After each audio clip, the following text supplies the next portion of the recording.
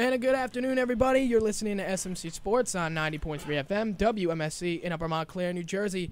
Top of the 1 o'clock hour here. Sean McChesney in the studios, joined today by Sean Martin and John Galletley of WMSC. What's going on, guys? Hey, how you doing? Thanks for having us today. Yeah, thanks for having us. Not a problem, guys. And now on the phone, and we're going to start off with this right away, the WMSC Engineering Director, the host of Craig's Call every Sunday, 10 a.m. to 1 p.m. Jets third-string QB. Jets third-string QB now, and a man with a lot of internships, Craig Gourbunoff. Craig, you're on the show. What's going on, man? Hey, thanks for having me on. Anytime, Craig. And now we have Craig on, so obviously there's a lot to get to today, a lot of MLB pennant races to talk about, a lot of NFL, but of course, and this is the story that broke yesterday, we have to start out of the story at Florham Park yesterday with the Jets. Geno Smith out 6 to 10 weeks due to a broken jaw. He was apparently sucker punched yesterday. So before we get into detail, I want all three of your thoughts. Craig, you started off. Well, this is such a fascinating story. Something similar to this hasn't happened since Roger Staubach was sucker punched at practice. And, but that didn't end with a broken jaw. This Jets team was a team of such promise this season between the defense, the offense finally having the weapons and pieces. Geno Smith was looking great in training camp. And now we have a situation on the team where, he is not guaranteed the starting job anymore. If Ryan Fitzpatrick comes in and plays decently well, his future in the NFL could be over. In addition to that, say Ryan Fitzpatrick doesn't play well and they give the job back to Geno Smith, he could come in and not play up to the standard he was expected to play to because now he's missing all those practice reps in training camp. That precious time in the preseason. So much of playing quarterback is just getting on the same page as with your receivers. And now he's going to miss pretty much all of that. And really the sad part of all of it is it was over $600. Exactly. $600 that Geno Smith owed to IK about some charity. $600. These people make millions. IK himself made about $1 million this season, or was going to, before being released yesterday. Over $600. It's so disappointing that it couldn't just be resolved with words, and this whole debacle unfolded. Absolutely, Craig, and I'm sure all of you have seen the story already, and there's reports coming out today that, Smith might have provoked him, this and that, but at the end of the day, it shouldn't have come down to you knocking out your starting quarterback. Whether the locker room respects him or not, and I kind of think they do because he's the leader anyway, despite 41 turnovers in 3 seasons. He's your starting quarterback. He's the man. He's the leader of your team. Now he's out 10 weeks. So, Sean, John, I'm going to open up the floor to you now. Yeah, and hearing all this, and what I find fascinating is that this happened the day after Cam Newton got in a big fight. So I decided to really look at these two and compare to how the fans reacted to both of these. Because on Monday I was watching ESPN and people were saying, Cam Newton's a fighter. He's a hero for going into the scuffle and basically not being afraid to get involved with his teammates. And he came out of it clean, so he really got away with that. And he's looked at as a better quarterback. And what I find fascinating is this Geno Smith comes out the other way, and you see how this can go bad pretty easily. And with these two quarterbacks, they just got looked at completely different because of the results. And I think if Geno had not gotten injured over it, maybe I still think he would have been looked at as bad just because the way he's perceived by the fans. Don't forget this wild card here for a minute, too. And, Sean, I didn't mean to cut you off, but you think about it. It wasn't a football-related incident, really. I mean, it was over something about football, but at the end of the day, it didn't need to be brought in the locker room. Geno could very well take IK to court for this. I think he probably will. To that, I believe charges have been filed. They have been for battery against IK. I can't really blame him because if this costs his career, he could be losing millions of dollars. Exactly, he deserves it. Over $600, but really. Well, no, it's actually not a lawsuit. It's criminal charges. Really? Oh wow. Well, yeah. Not just Geno suing IK for pain and suffering. This is he could be arrested. He could end up facing some real legal problems. And for a linebacker who showed a little bit of promise, but didn't really have much of a name for himself in the NFL, it's really disappointing that he couldn't control his anger a little better because he was really fighting for a roster spot. Exactly, and, you've said it perfectly, Craig. This wasn't a locker room scuffle. This is assault that we're talking about right now. This is what he's being charged. By the way, for those of you who aren't subscribed to the Code Green podcast on iTunes, Craig is a part of that. You might want to go check it out. A lot of great stuff that they talk about, and I'm sure you guys might want to talk about this in your next future podcast, because when I heard the story yesterday, I was listening to Joe and Evan on my way to lunch. I was going to get lunch before I had to go back to work. I couldn't believe what I was hearing. I'm like, Geno Smith's out 6 to 10 weeks due to a sucker punch. And when you think about sucker punch, you're thinking nobody in the locker room saw it coming. And these two could be nose to nose, yelling and screaming, but at the end of the day, nobody expected IK to just knock Geno on the floor. Yeah, no one saw this coming. It's really an unfortunate timing for this to happen. There was many fans out there in Jets Nation that were calling for Geno to never see another snap with this team again. There was a pretty big group of rational fans who wanted to see Geno on the field this season because they thought he actually had a fighting chance with the offense that they were going to put on the field. It's going to resemble a little bit of what he did at West Virginia with receivers that can stretch the field deep and more of a running game. So if there was a year for Geno to finally have some success with the Jets, it was going to be this season, and now it's all absolutely all yeah, gone to hell. Sean, we at Interstate of Green, the site I write for, we were very big believers in Geno Smith this season. He had shown a body of work that was inconsistent, but he had flashes of brilliance. And this season just seemed to be, everything was going to click. The quarterbacks take some time to develop. We've been spoiled by guys like Joe Flacco and Matt Ryan who come out and perform right away, and they're top 10 quarterbacks, whatever you want to call them. Aaron Rodgers took years to develop behind Brett Favre. So it really seemed like everything was set for the Jets this season to at least make a push at making the playoffs. I don't know if I would have guaranteed it, but they were at least going to be in the conversation this season. Now, I don't trust Ryan Fitzpatrick enough because I know what he is. He's not a 16-game starter. He just doesn't have the ability to do it for the whole season. He's a great backup. He can come in and win a couple of games. Craig, I couldn't have Geno Smith now not getting those reps in training camp makes me afraid that he will not be able to compete to the level that he should have been able to compete this season. Greg, and Bryce Petty's just such a question mark. You can't even include his name in that conversation.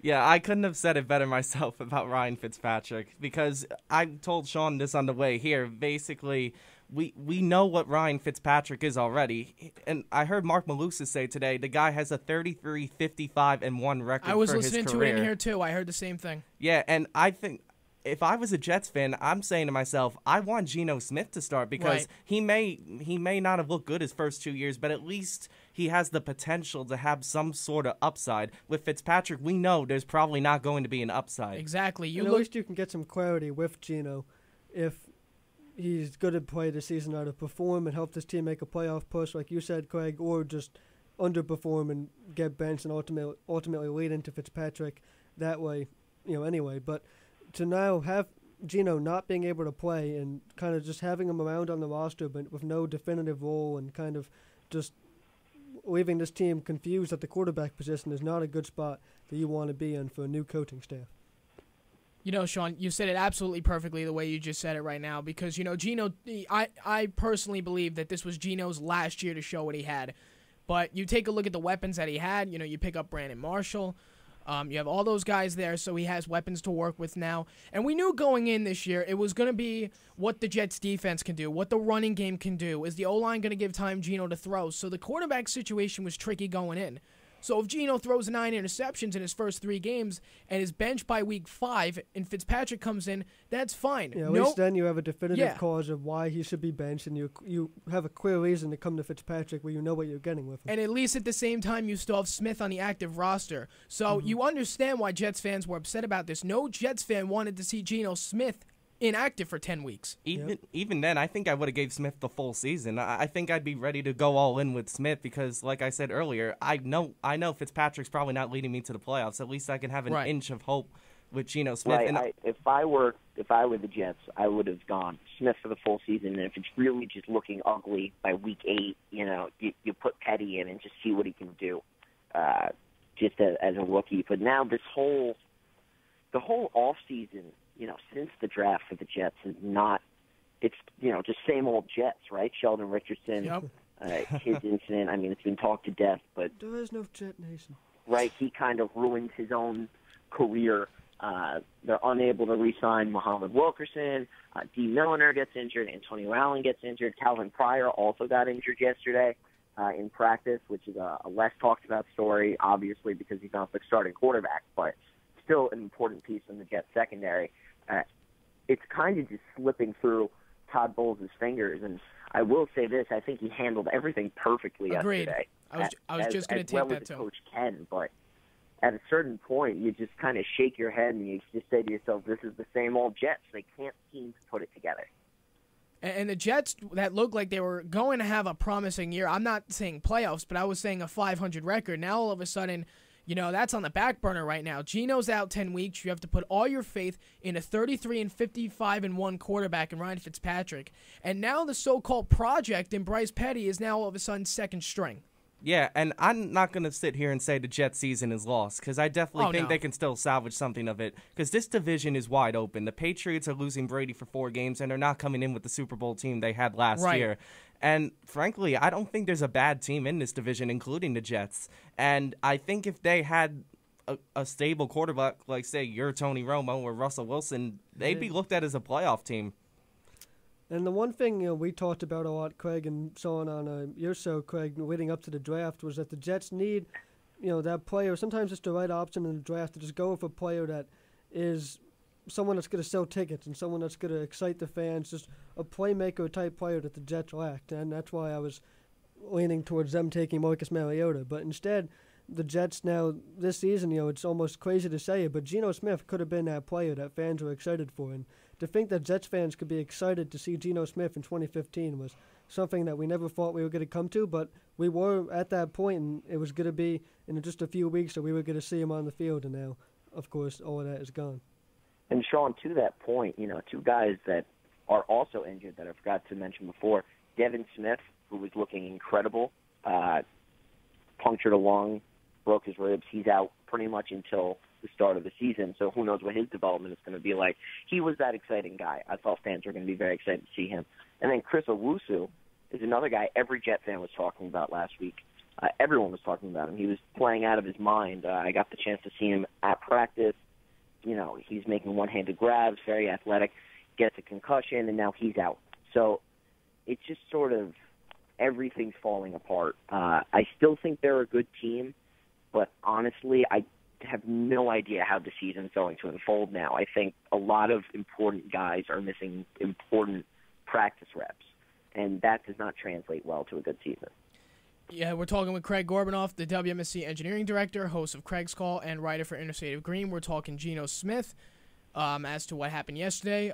When we come back, we will still be on the line with Craig. We have another call on the line as well. We'll be talking Geno Smith. We'll be talking Cowboys, Giants, all leading into about 2:30 when we get to MLB. And, of course, the return of SNS this week, myself and Sean Martin. Will the Mets win the NL East? Well, that's to be determined, but we will debate later. Sean McChesney, Sean Martin, John Galletley, Craig Gourbunoff on SMC Sports on 90.3 FM. Back after this. Hi, this is Ed Helvey, founder of Montclair State Radio way back in 1966. And you're listening to 90.3 FM WMSC, Upper Montclair, New Jersey. Still the voice of Montclair State. Makes you feel happy like an old-time movie. I'll tell you about the magic and the free your soul, but it's like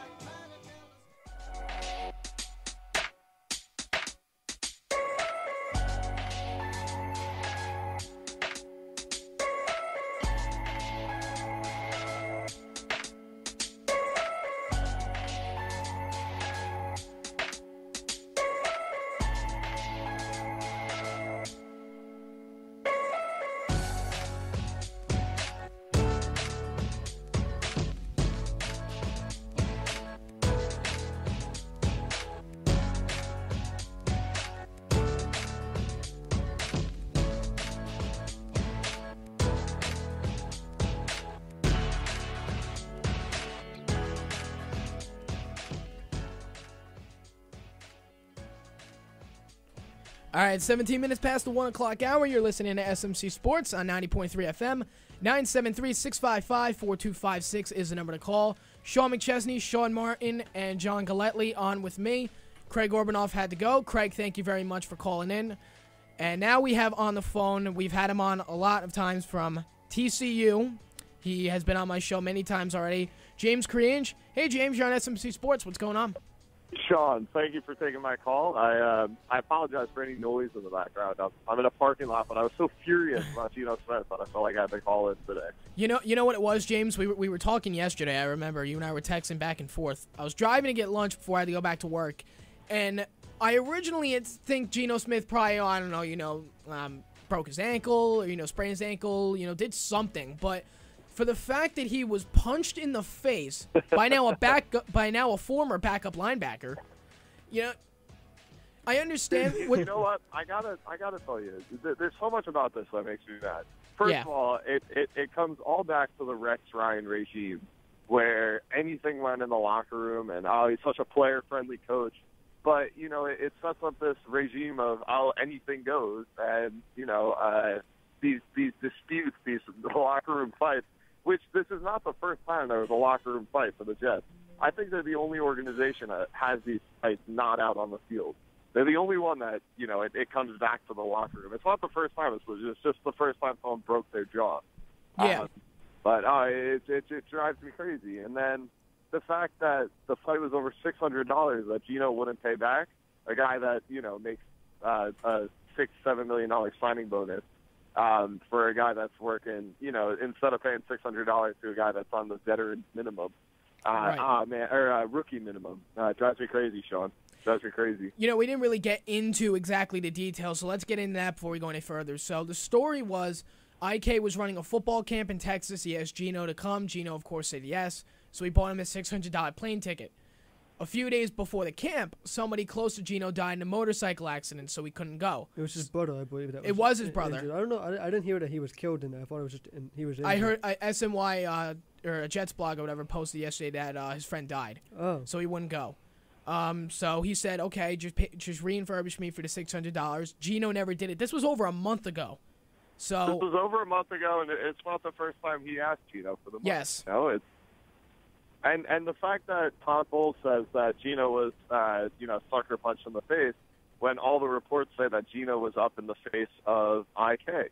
I mean, it's crazy. It's asinine that this would happen. But did you really expect IK to throw a punch at a starting quarterback? Because I'm sure the whole locker room didn't. They could be, like I said before, nose to nose for as long as you want.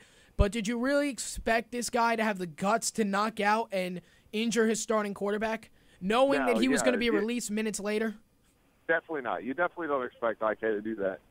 But I think it kind of brings up a bigger issue, which I'm going to be writing about this week, actually. Right. But it brings up a bigger issue that there's such a double standard of punishment in the NFL. Let's say Geno had punched IK in the face. Right. I think that Geno would get suspended maybe a game by the Jets, and IK would be released for being a locker room problem.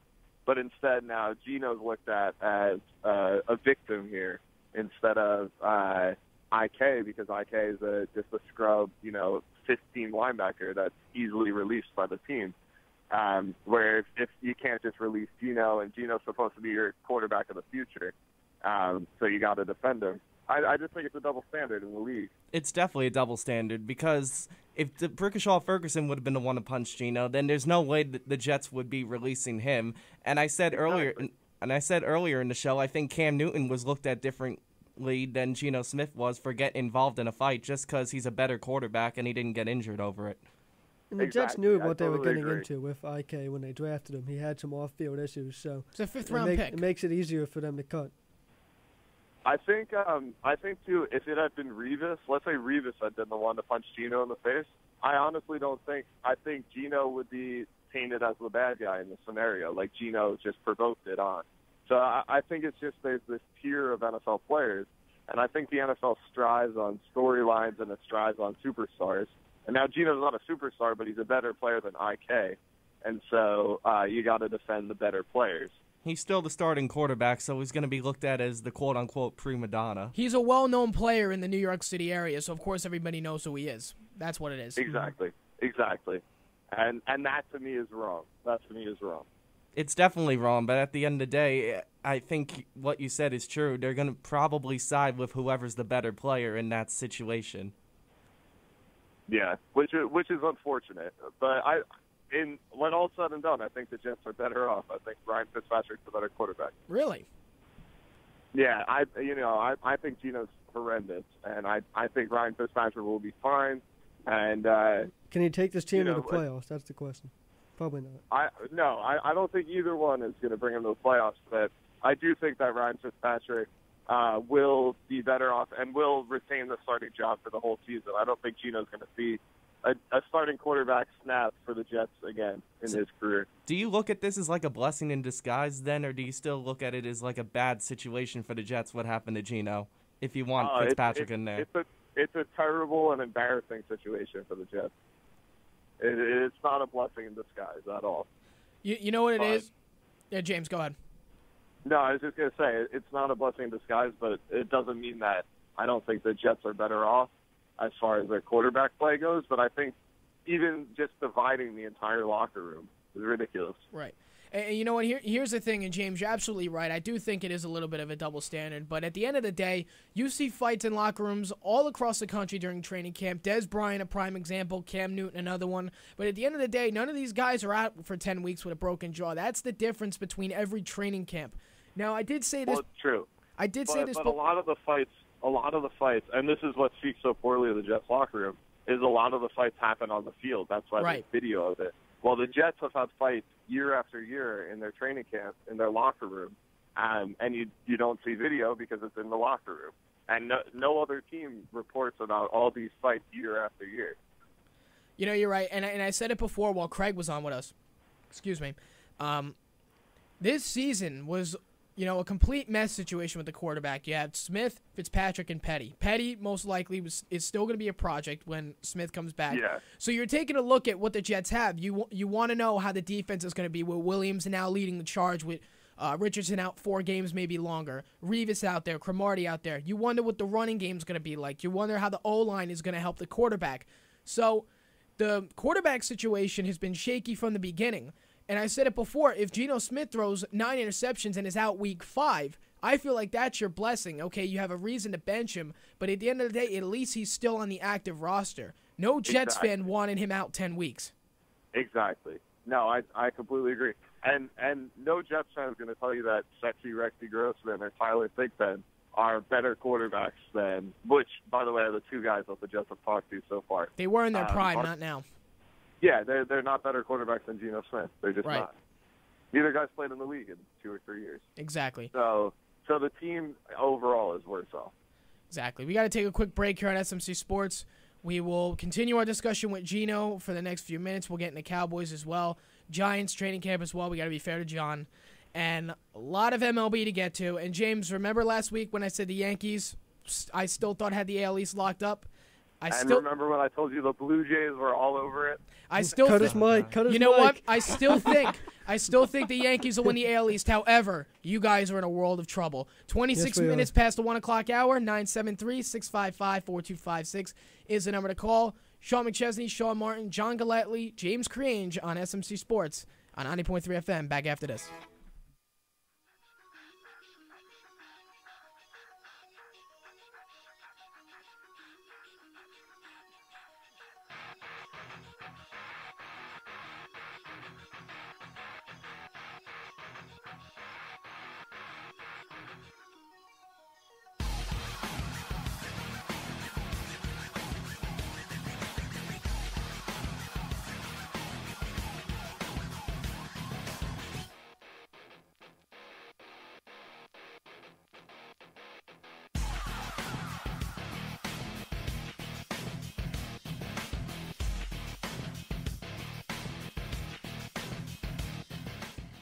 All right, 30 minutes past the 1 o'clock hour. You're listening to SMC Sports on 90.3 FM.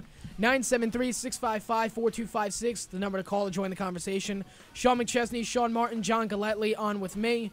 And still talking Geno. And we'll talk Geno for now. We'll get into Cowboys in a few minutes. We'll get into Giants as well. A lot of great training camps. We have preseason opening up tomorrow for, I believe, the Jets and the Cowboys. I think the Giants as well, correct? I'm honestly not sure. I'm not on top of my game with preseason football. I'm never on top. The only reason we're opening up with football today is because of what happened to Geno yesterday. Definitely. Otherwise, we struggling. I'm in full football mode right now. Otherwise, we were opening up with Yankees today. I go back and forth. I got my Yankees hat, my Cowboys hat. When the Yankees win, I'll go right back to the Yankees. You look much better in your Cowboys hat. Until then, I'm riding out this hat. So. You look much better in your Cowboys Yankees hat. all the way.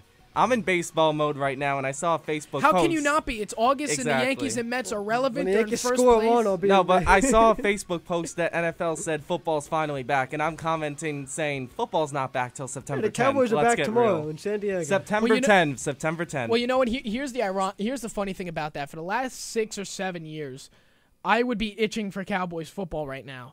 The Mets have a 2.5 game lead in the NL East.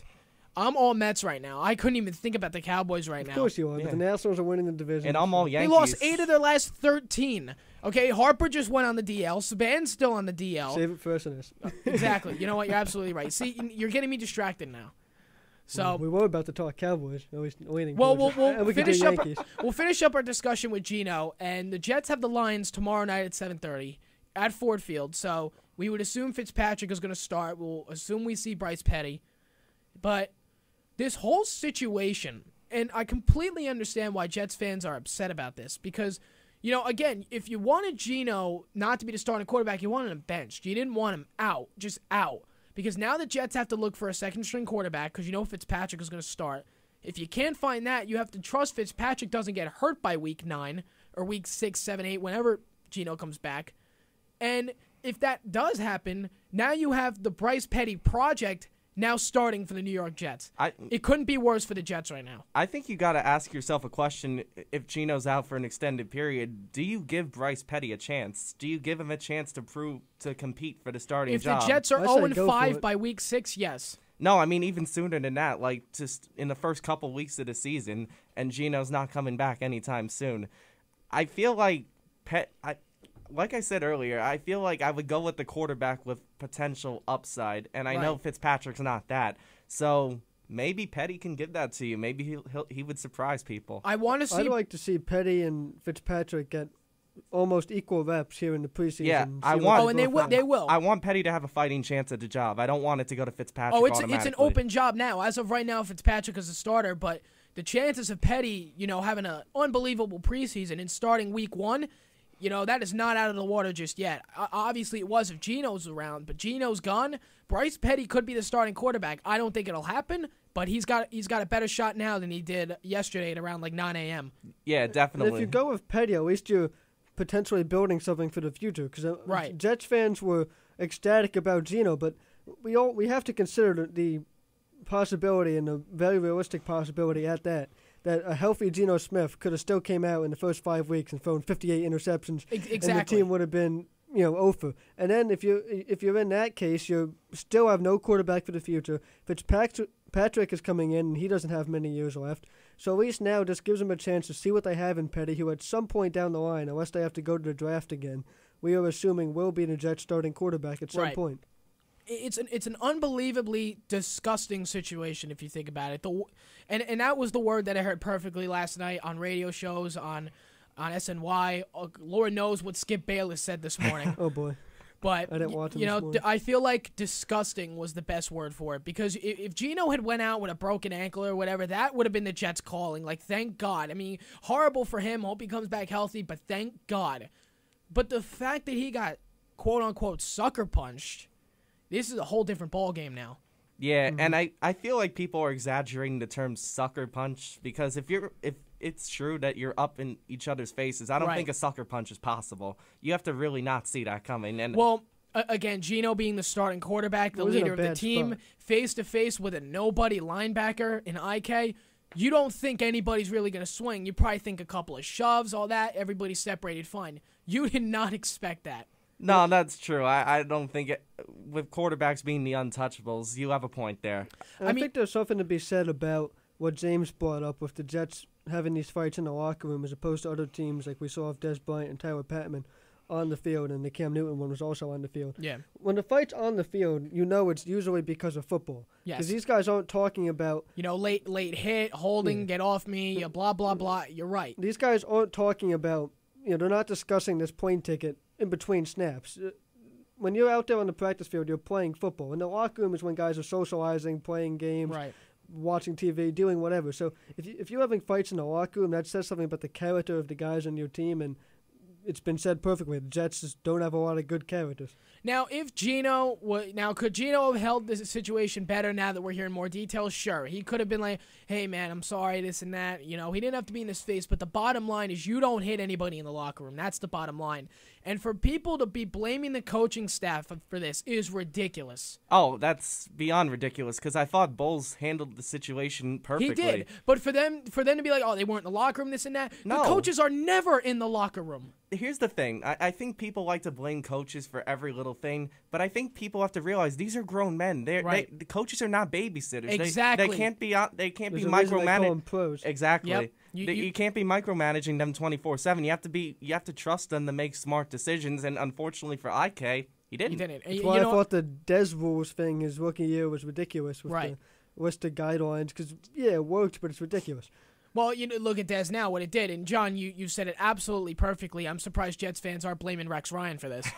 So, you're absolutely right. They're professionals, all right? They're not babies. Coaches don't have to be in the locker room. I'm sure they were all in Todd Bowles' office when this whole thing happened. I'm sure they ran out when they knew what happened. But at the end of the day, even if they are in the locker room, they're not going to do anything. They think they're professionals. They're all making a ton of money. IK knows what the punishment is if either of them strike each other, especially because he's a nobody. IK is gone now. If this was Darrelle Revis, I see maybe a 3 or 4 game suspension. But for this to be an absolute nobody who was probably wouldn't play until the Jets are down 41-6 in one of those weeks, otherwise he wouldn't play. You're gone seconds later. You're done. Pack up your crap and get out. And that was what James said earlier. He wasn't valuable enough to have his side be considered. Exactly. Which in some case you kind of think could be unfair, but at the end of the day, you don't hit your leader. It is unfair, but unfortunately it's business too. It is business. You're absolutely right. Mm-hmm. So, but you look at Geno, the numbers that he had, 41 turnovers in 3 seasons. He's had an unbelievable training camp up to this point from what I've been hearing on Jets blog and on SNY. He's back in an offense that is somewhat comfortable Exactly. with. You've got a weapon in Devin Smith who will most likely play in the slot to start out. You have Brandon Marshall, not his best year. His best years are, of course, behind him, but he's a veteran. He could still produce a lot. Oh, yeah. And then the other thing, you've got the Jets running game, you've got the O-line that's improved, and the defense that is arguably could be one of the best in the AFC. These spread quarterbacks, you don't want to judge right away. Cam Newton, the guy that we've brought up here in the show because of his fight, he has finally started to come around. And this is his 4th, 5th year, so yeah, he just got an extension. You have to sometimes give these guys a chance. I know sometimes that in the NFL you get stuck in an unfortunate spot where you get run out of town in 1 or 2 years because that's just the shape of the league that we're in now. But occasionally you got to give these spread guys a chance. In New York, you really see the opportunity to get that chance, but the Jets were ready to give it to Geno. The fans were actually surprisingly, for the most part, supporting it, and now it's, he's not going to get that chance because of a sucker punch in the locker room. And going back on what the Jets have going for them this year, the defense is one of them. Now, you go all the way back to the draft when Scherf went to Washington for whatever reason, who knows, because he wasn't needed in Washington. He was needed for the Jets. So Jets do the best thing that they can. They pick best available, Leonard Williams. They didn't need Leonard Williams until about a week or 2 ago. Sheldon Richardson goes down with this whole story. I don't even really want to get into it that much. We got into it a lot last week, but so Sheldon Richardson's out 4 games, could be a lot longer than that. You can only think of how psychic McCagnon could be right now picking Leonard Williams, because now Leonard Williams goes for help on the defense to the leader of the defense, literally overnight. Sometimes that's why it's a good decision to go with the best player available. Exactly. If that best player is far better than the other people on your Jets draft almost board. went Kevin White too. So, just goes to show football's a great game. I'm glad it's almost on its way back. I'm sure myself and Sean, for reasons of being thrown out of housing will be at the Rec opening night when Dallas takes on the Giants. No, I am watching that game in my dorm and getting kicked out of the house. You will never watch a Dallas game in my room again, especially during finals week. Our room is right. going to be crazy for that I game, heard. considering there's a Giants fan and a Cowboys fan here. We're going to have 2 TVs, too. So I'll be over for NFL Sunday. I won't be over for a Cowboys game, though. Oh, boy. Screw you. I'm assuming something bad happened. No, I was just a crazy idiot during. He was just a crazy idiot during the game. Think of this for a minute: 24/7 quiet hours during finals the Eagles, week. I mean. This kid is screaming every time Des Bryant catches a touchdown. I didn't get in trouble. 24-hour quiet hours didn't do anything because Blanton Hall, my floor was like rocking every night, and nobody got in trouble. Yeah, but that's Blanton Hall. You're in the Heights now. That's a completely different story. Yeah. You know, nicer rooms, stricter staff, completely different for you two. Well, you were in Machuga last year, right? No, I was in Denalo. Well, okay, so you know what's coming. You don't. So you better keep your mouth shut at 10 o'clock at night. It depends where you're at, I'll be careful. but to avoid getting off subjects, I feel like watching any game with Sean is just an iffy situation. Okay, I remember the video that was sent to me while you three were in Michigan. Do you not remember that? Those were ridiculous. Yes. Me and Brian couldn't stop laughing at him. I think I got to do March Madness this year, only for the reasons March Madness, watching Notre Dame, Kentucky was one of the best games I watched with after him. that game. Because you know what? I had Notre Dame. They lost by, what, 2? He's not even a fan of either one of these teams. And I just wanted my picks to be right. You know what it is? I remember how hard it was to do sports radio from the day the Super Bowl was over to the end of February. How hard that was. Because, you know, it was only hockey, it was only NBA. Hockey. It's fun to talk about, but what hockey? Hockey, exactly. Hockey's awesome. Hockey. Hockey. What are we in Boston?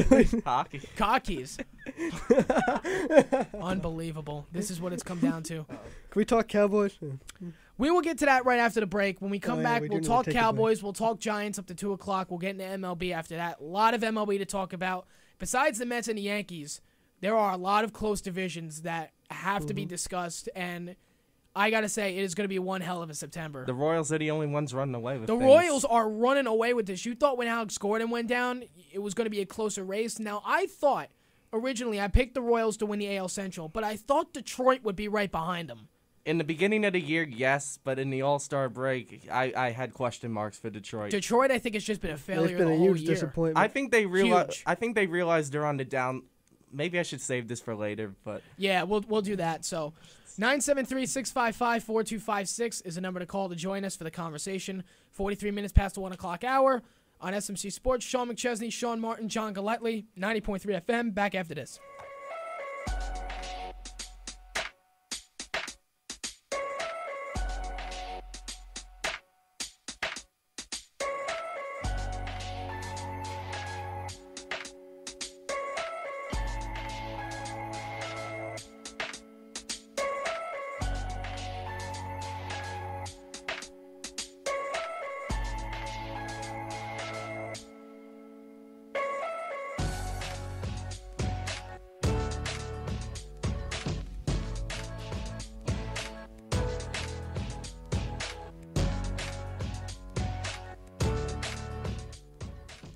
All right, 47 minutes past the 1 o'clock hour. You're listening to SMC Sports on 90.3 FM.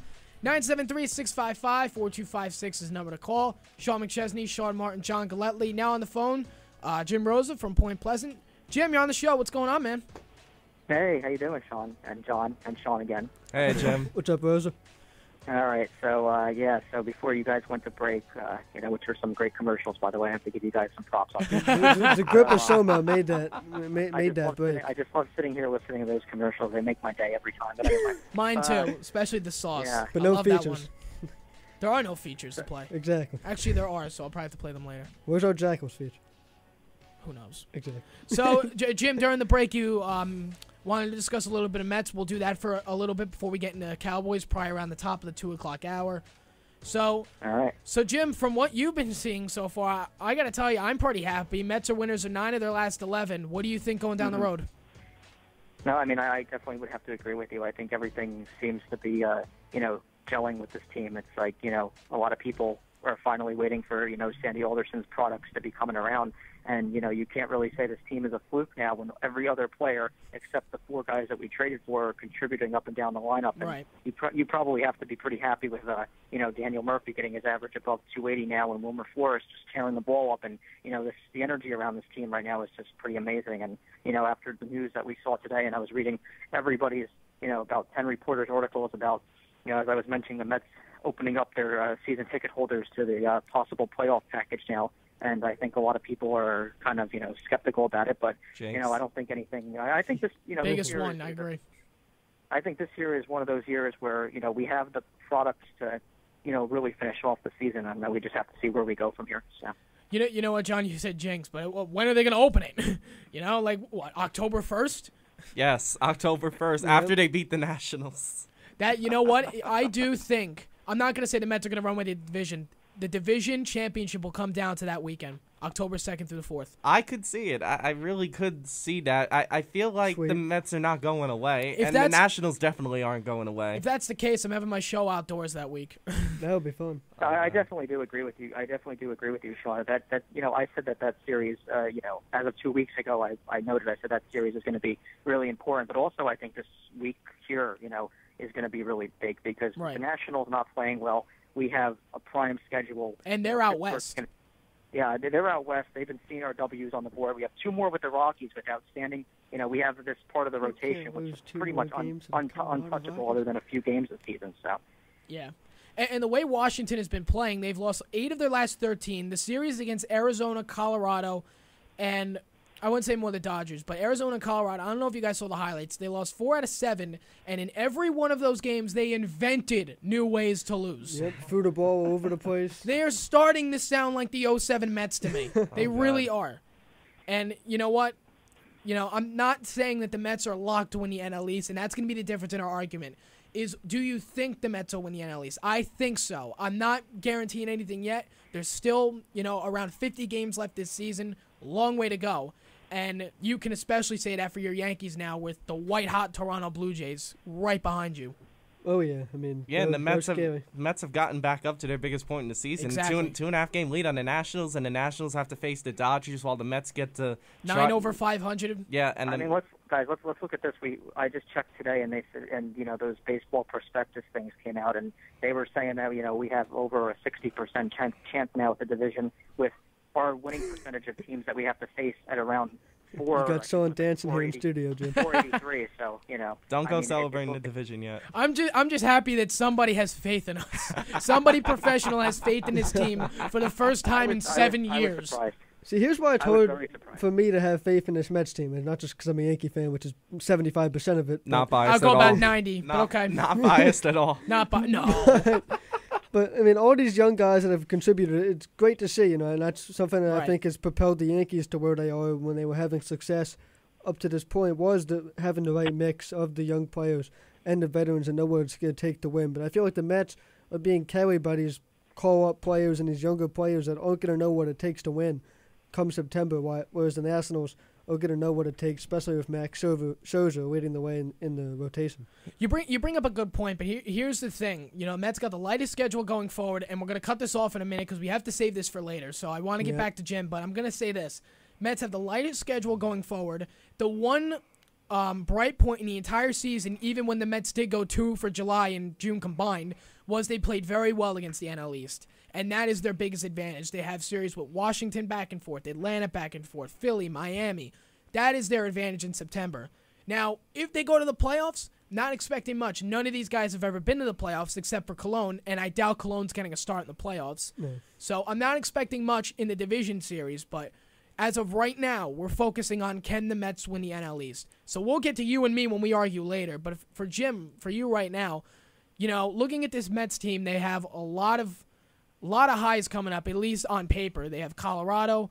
The one, I would say, rock in the road right now is Pittsburgh. Only advantage for us is we've got them at home. Yeah, 40 and 18 at home is certainly a number that you want to see compared to 40 and 41 at home last year. But, you bring up a good point and everything is that we play the NL East, which has been a complete, total favor for us, which has something that in the last couple of years hasn't been a strong point at all. So that's definitely something that you can. And the other thing too is that we should mention too is that the Mets pitching staff isn't even full right now. We're missing one of our top guys who came out 2-0 and with a 1-point-something ERA. So we're missing Max. I mean, he's going to be huge in September for us, in my opinion. Absolutely. And Jim, before I let you go, just your prediction, and just based off what you think is going to happen, who walks out the 2015 NL East champ? I think the Mets do, and I think I end up broke. So that's where we're going to leave things right now. Because I told him this like 20 times already. He doesn't want to hear it. I told him I'll do whatever I can to get to that game. Well, Jim, at least we don't have to pay to get in the high school games anymore. Yeah, I'm just going to live at Citi Field for a week if that's what happens. You know what? That's the thing. If the Mets clinch a spot in the postseason, and they'll do that before they win the division or wild card or anything, because they always announce that first. They clinch playoff berth. Mets.com will crash within 10 minutes on that night. In 4 seconds. You're absolutely right. I will literally, I'm sure Brian will be saying the same thing. Maybe even you if you want to go catch it. We will be trying to get Mets tickets for the playoffs. Oh, I said the same thing to Sean. I'm trying to get Yankees tickets if they ever make the playoffs, so I'm saving money up until then. They're going to have the general public announcement as to when, people like me and you, Sean, who are, just college students and have like $20 to go to games so we can get our tickets. And I like the season ticket holders that, have plans already. So it'll be great to see when the actual fan base, because I know the Mets fan base, it's, the interesting thing, and I'm not going to keep you guys maybe a couple more minutes, but okay. I just want to say this point. The interesting thing is, talking about the Royals last year and how they announced their tickets, and they obviously made it all the way to the World Series, but, that's sort of a moot point to say that it just seems like 6 years for the Mets fan base is something completely different. And I think anyone who's a baseball fan is picking that energy up right now. And then you get swept in the first round. Hey, that's great. Hey, we'll wait for the first round to see that. But for now, if there is a first round. For now, I mean that's great that we're. I mean, for the most part, at least we can say that this season has been a complete success. Which I know John has, originally, said that it wouldn't spring training that the Mets were going to take a big step, and to be 9 games over 500 right now, it is great for our sake. Oh yeah, definitely.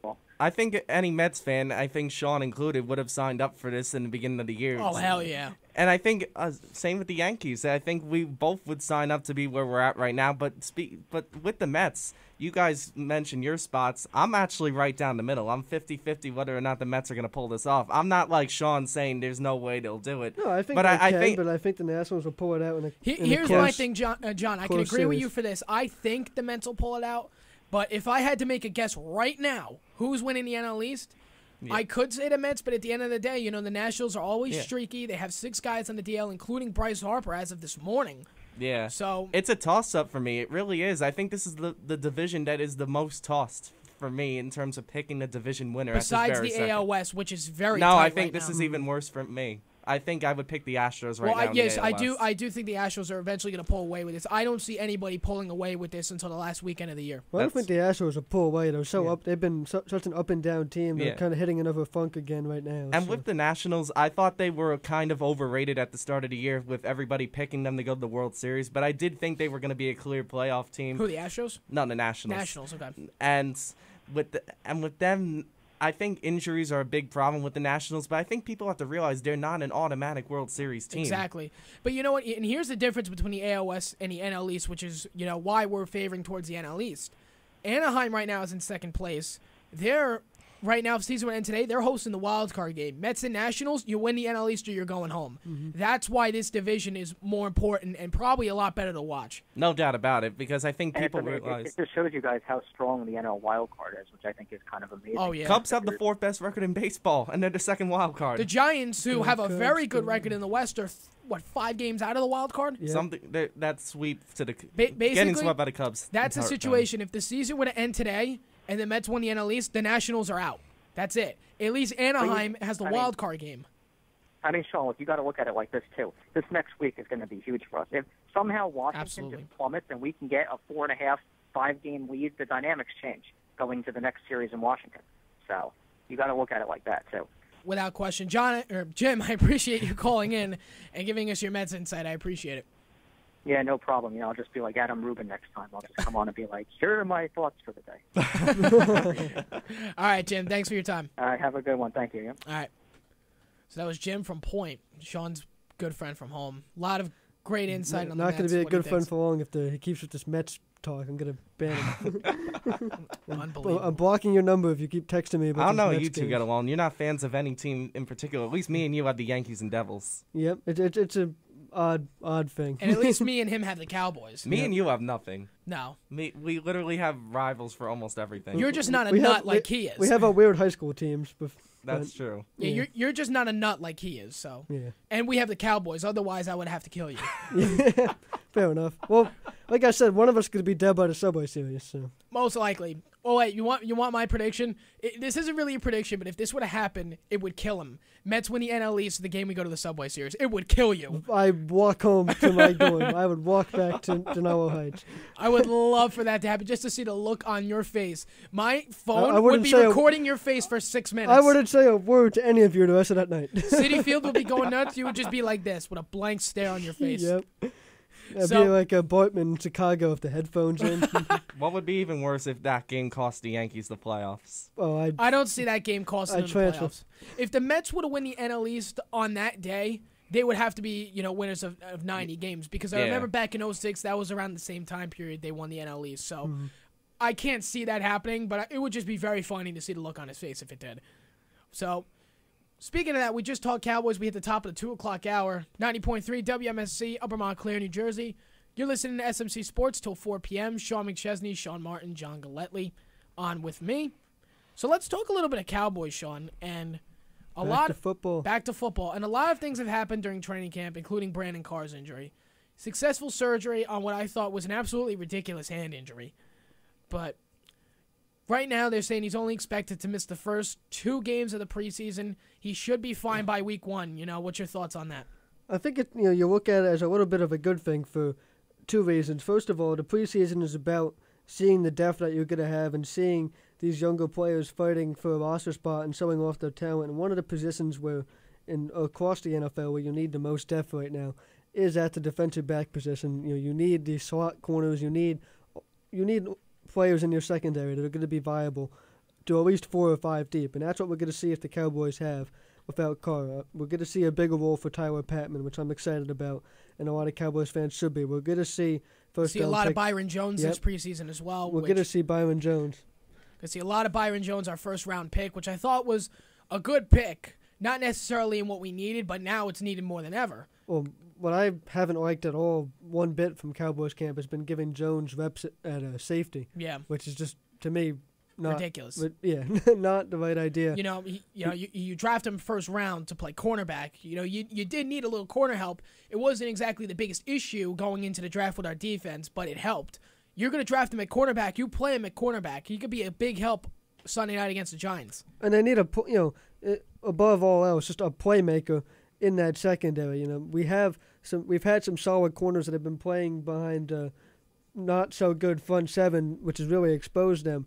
But now in this secondary, they should be playing with a much improved front seven. They should be able to get a lot better. And talking about Brandon Carr, I think this is going to motivate him a little bit. Cowboys fans are certainly on the fence as far as how they feel about Carr. We gave him the money. It was supposed to be him and Skandrick were going to lock up the secondary with Claiborne finding himself a role. But now Carr hasn't really lived up to what we expect from him. But now he should be able to play more in man coverage, which is something that he's better at. He's not good in zone coverage, which is what we've asked him to do because we need someone on that half of the field. But now he should be in man coverage a lot more. The front seven should be a lot better, which should help him out, and he can play his more physical style. So I expect Carr, when he comes back, to understand what he has to do and hopefully step up and rise to the occasion. And you go back, Sean, to about, I believe it was week 15. And DeMarco Murray played with a similar injury. He had surgery, I believe it was on that Monday, and played that Sunday night in Philadelphia. That was the game that we basically locked up the NFC East.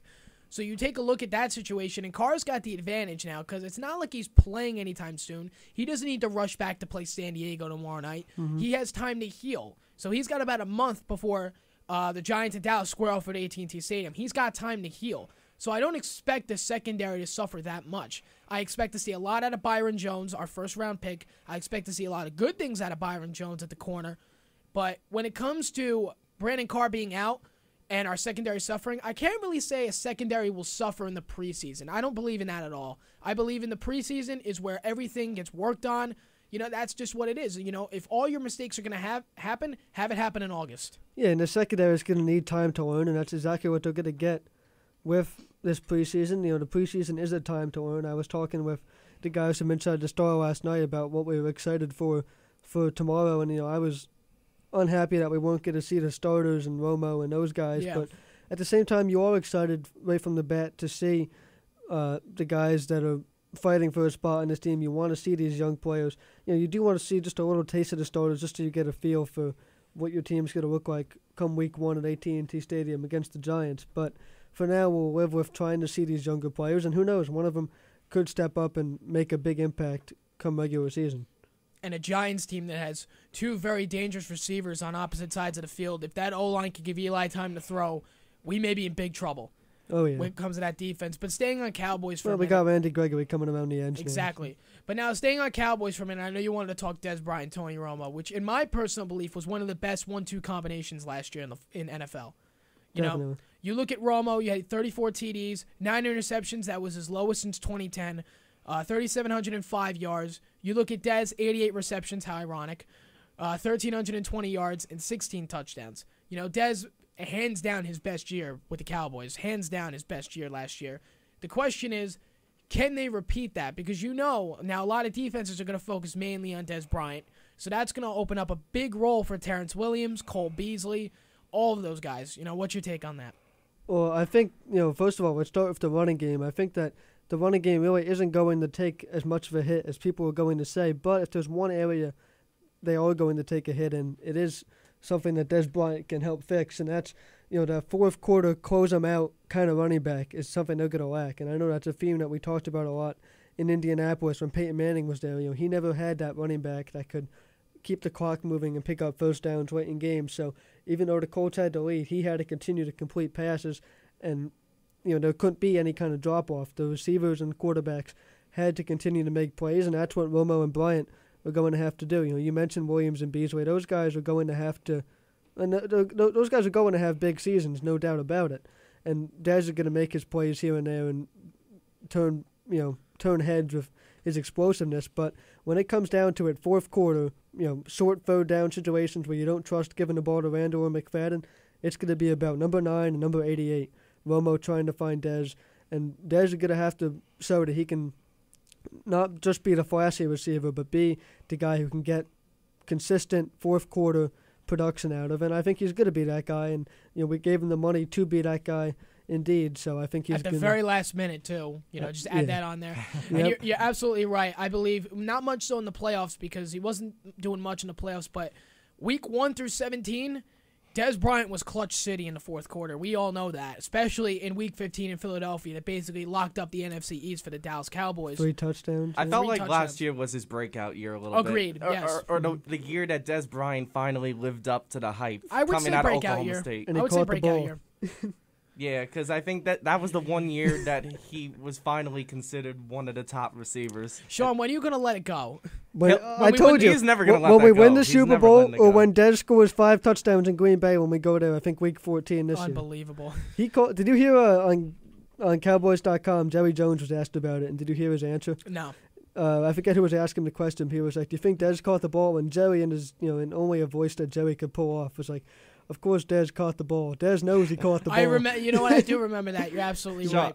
Sean, you got a break against the Lions the week before. You had one come back to haunt you. He caught the ball. The Packers had one come back to haunt them against the Seahawks, and the Seahawks had one come back to haunt them against the Patriots. Every NFC team that won in the playoffs all I'm saying about had that, karma. Let it go. All I'm saying about the Cowboys-Lions game is nobody turned that game off after the Hitchens play. There was still 8 minutes of football to play in a tight game, and you're thinking that the Cowboys are always the team that can never pull that game out, and they pulled it out. So they deserved that win, and Dez Bryant caught the football. Wait a minute. You're forgetting the Lions were in field goal territory at minimum. Yeah, and then they kicked the worst punt in the history of punts, gave us the ball, got marched on, brought us to 3rd and goal. Romo finds Terrence Williams, and then Stafford fumbles the ball 2 times. Why don't we just have Bill Belichick in the studio to talk about this? I don't want to talk about Tom Brady. I don't want to talk about Tom Brady. I'm looking forward to Matt the 2015 Stafford season. fumbled the ball 2 times in the same drive to win the game. 2 times. I love bringing this up with him. I don't want to talk about Tom Brady. He fumbled the ball twice. We want to talk about the 2015 season ahead. I don't want to talk about Tom The Brady. Lions had no business winning that game. Your starting quarterback fumbled the ball Get out of here. twice. Get out of here. Yeah, I'm leaving. Seriously. I No. would call it a great comeback, but if it wasn't for that comeback, we would have got The Lions destroyed. the Lions did about as many things wrong as you could have possibly done to lose that game after that play. Exactly. You got to be able to regroup. Let's Which the get- Cowboys can never do, but they did. And Let's then get back Des on track here. First preseason game tomorrow night at San Diego. San Diego, and I read your article, 9-7 last year, missed the playoffs. So, you're obviously expecting some decency in this San Diego team, with the draft that they had. And again, we got to go back to Terrence Williams, and I think he's going to be a much bigger threat this year than a lot of people think. And the same with the running game as well. With the O-line that the Dallas Cowboys have, I don't think it took that much big of a hit in the offseason. I'm not saying McFadden or Randall will be superstars this year. I'm saying they can pull out an almost 1,000-yard season. More Randall than McFadden, but, because Randall's going to be the guy now that Murray's gone. Yeah, what the Chargers bring that they're going to have this year is one game to support Phillip Rivers, and it's going to test the Cowboys' run defense right away. And the guy I'm excited to see that's really gone completely under the radar on pretty much anywhere covering the Cowboys, but a guy that a lot of us at Inside the Star are excited to see is fourth-round draft pick linebacker out of Minnesota, Damian Wilson, who Right. his scouting report says that he's a run stuffer. He's going to be a gap-type player, and we lost a lot of our linebacking core, but I like the guys that we have to replace him. Saul Lee is hopefully going to be healthy. Hitchens can fly around the field, so Damian Wilson is a guy that you're going to want to keep your eyes on in San Diego tomorrow. And as for the running game, obviously that's the big topic, and that's what the national headlines is going to be. Can the Cowboys be as good as they were in 2014 while losing DeMarco Murray? But I think they should be fine. First of all, if you've seen any pictures or video of Joseph Randle so far in camp, he looks ripped. He is he is fit. He is in his top condition. I want to talk about Tom Brady. Yeah, Joseph Randle looks a lot better than he did last season. He is fired up and ready to take this starting role, and he deserves the chance to get it. He's going to get the chance with McFadden on the sideline, and he's going to be running behind the best offensive line in football. Randall with 51 carries last year, 342 yards, 3 touchdowns. Now, what's the latest on Darren McFadden? Because I know his hamstring is still bothering him. He's not practicing. What's the latest on Darren McFadden, if you have an answer? He should be back to practice, I believe, sometime next week or the week after, and hopefully go from there, working him into the offense, into the backfield slowly. I know the Cowboys really have been depleted these past couple of days at running back during practice. I don't know who's been taking handoffs because Randall had to leave the last practice on Monday, and McFadden hasn't been practicing for weeks now, and Dunbar has missed, I think, 5 or 6 practices in a row now. So they're going to be starting Gus Johnson at running back tomorrow, and I'm assuming he's been getting most of the carries at practice along with Lance Seastunk, a draft pick out of Baylor. I'm excited to see a lot of these guys tomorrow night in San Diego, and you know what's weird? I looked, or I've kind of remembered where the Cowboys start out preseason. It's always in California. Is that because their camp is right there, or? I'm assuming it has something to do with that. It's either always I think at San they moved Diego. it this year. We Their opened training against camp. the Chargers last season. It's at San Diego, or it's at Oakland, or it's at San Francisco. I don't think it's ever at San Francisco, but you get my point. Yeah, well, it's we always go on, to San it's always in Francisco California. after San Diego this season. Oh, we do? Yep. Oh, wow. Interesting. So, but you look at the running game, now you look at Terrence Williams, and you remember, while Des Bryant was holding out, Terrence Williams was being prepped as the number 1 wideout. Definitely. And then you had guys like Cole Beasley, who was going to stay third string. All those guys. Terrence Williams was being prepped for the worst. So, you take a look at what his role is this year. Jason Garrett believed in Terrence Williams that if Des Bryant is going to hold out for the first few games of the season, you're our guy. Mm-hmm. So it's only you can only imagine what Terrence Williams is going to be doing on the other side of the field. And in his third year, statistically speaking, you usually see a big jump in wide receiver stats in their third year, so it's going to be exciting to see Williams in this role. And my fellow staff writer at InsideTheStar.com, RJ Ochoa, wrote an article about that with showing his stats and how they've increased over the years and how he projects going into year 3 here. Williams really disappeared a lot at times last year, you can say. He was always there to make a big play, and his run after the catch ability is evident. But sometimes he had some stretches during the last season where you're like, where is this guy? When's the last time he had a big game, and when is he going to take some of the pressure off Des Bryant? But now I think he's fully ready to take a role where it's going to be an even split between him and Bryant as the 2 dynamic playmakers on the outside. And I think Williams is going to find himself in a huge role in this offense. I think he's going to step up and find himself open a lot and also be a really good fantasy player this year. I'm very excited for fantasy football, by the way, and you're absolutely right. Terrence Williams, I feel, is going to be a big threat this year. Des Bryant has a lot of eyes on him this year. John, you said it perfectly before. You didn't misspoke. He had a breakout year last year, and defenses are, they're aware of that. So they're prepping when they're going to face Des Bryant. So it's going to be an interesting preseason, and more than that, an interesting 2015 NFL season for the Dallas Cowboys. Yep. So when we come back, 13 minutes past the hour, we're going to talk a little bit of Giants before we get into baseball. We'll go to Yankees, then we'll go to Mets, SNS, and then we'll just talk about the Nats, the Mets, the Nats. The Nats. Who knows who it's going to be? I personally think it's going to be the Mets, but we'll save that for around the top of the 3 o'clock hour. Cubs. Clearly the Cubs. Clearly. The Cubs will win the NL East. Did you hear that, all ladies and gentlemen? They're just so good, they're moving divisions. Yep. They're just going to have to win the NL East just because there's so much left over. Because nobody can win the Central unless you have 150 wins in your record. 162 it might take. Cardinals at 70 wins, man. Only 70. team. Only team. And in Kansas City on the other side, I believe it's 68 wins. That could be your World Series right there. Missouri. Missouri World Series. Rematch of 85.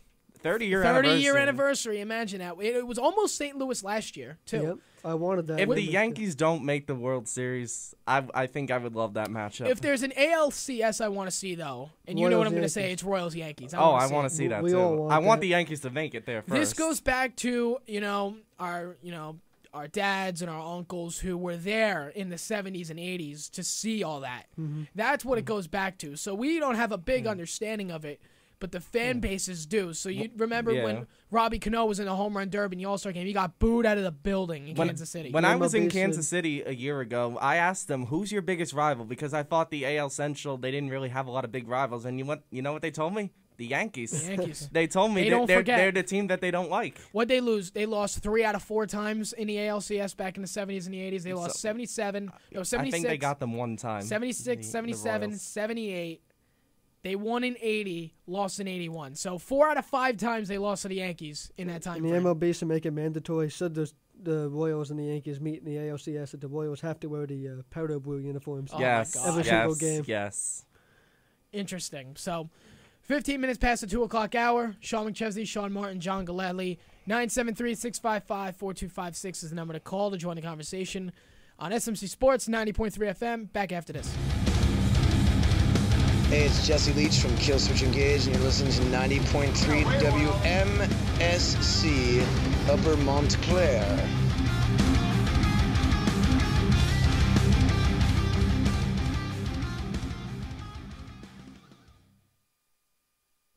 $20 minutes past the 2 o'clock hour. You're listening to SMC Sports 90.3 FM. 973-655-4256 is the number to call. Sean McChesney, Sean Martin, John Galletley on the show. John already told us he's going to write articles for free for a few years. So you can always come right for NJ Sports Report. Starting at the bottom. Starting from the bottom, now we're here. Exactly. Kadire. That's another one that Boomer Carton always do. Oh, and then the funniest one that I heard this week was the We Got Johnny's song. It's like, we got Johnny's, we've got Johnny's, we've got Johnny's. You gotta be kidding me. Yeah, we've got Johnny's. I was crying, dude. I love Boomer Carton. But anyway, let's get back on topic. We're going to talk Giants training camp now, and I've not really been following it too much. We have to be fair to John. Let's be real. I got to be honest. I haven't really been following too much either. All I know is really looking forward to Giants are coming off football. a 6-10 season, missing the playoffs for the second straight year. The biggest story has to be the return of Victor Cruz. Yeah. Victor Cruz on one side of the ball, one side of the line, and then you have Beckham on the other.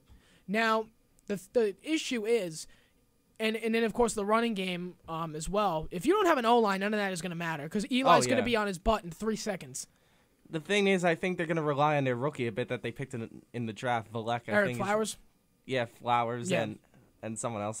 I thought they drafted someone else, too. They drafted Collins, but he's going to play safety.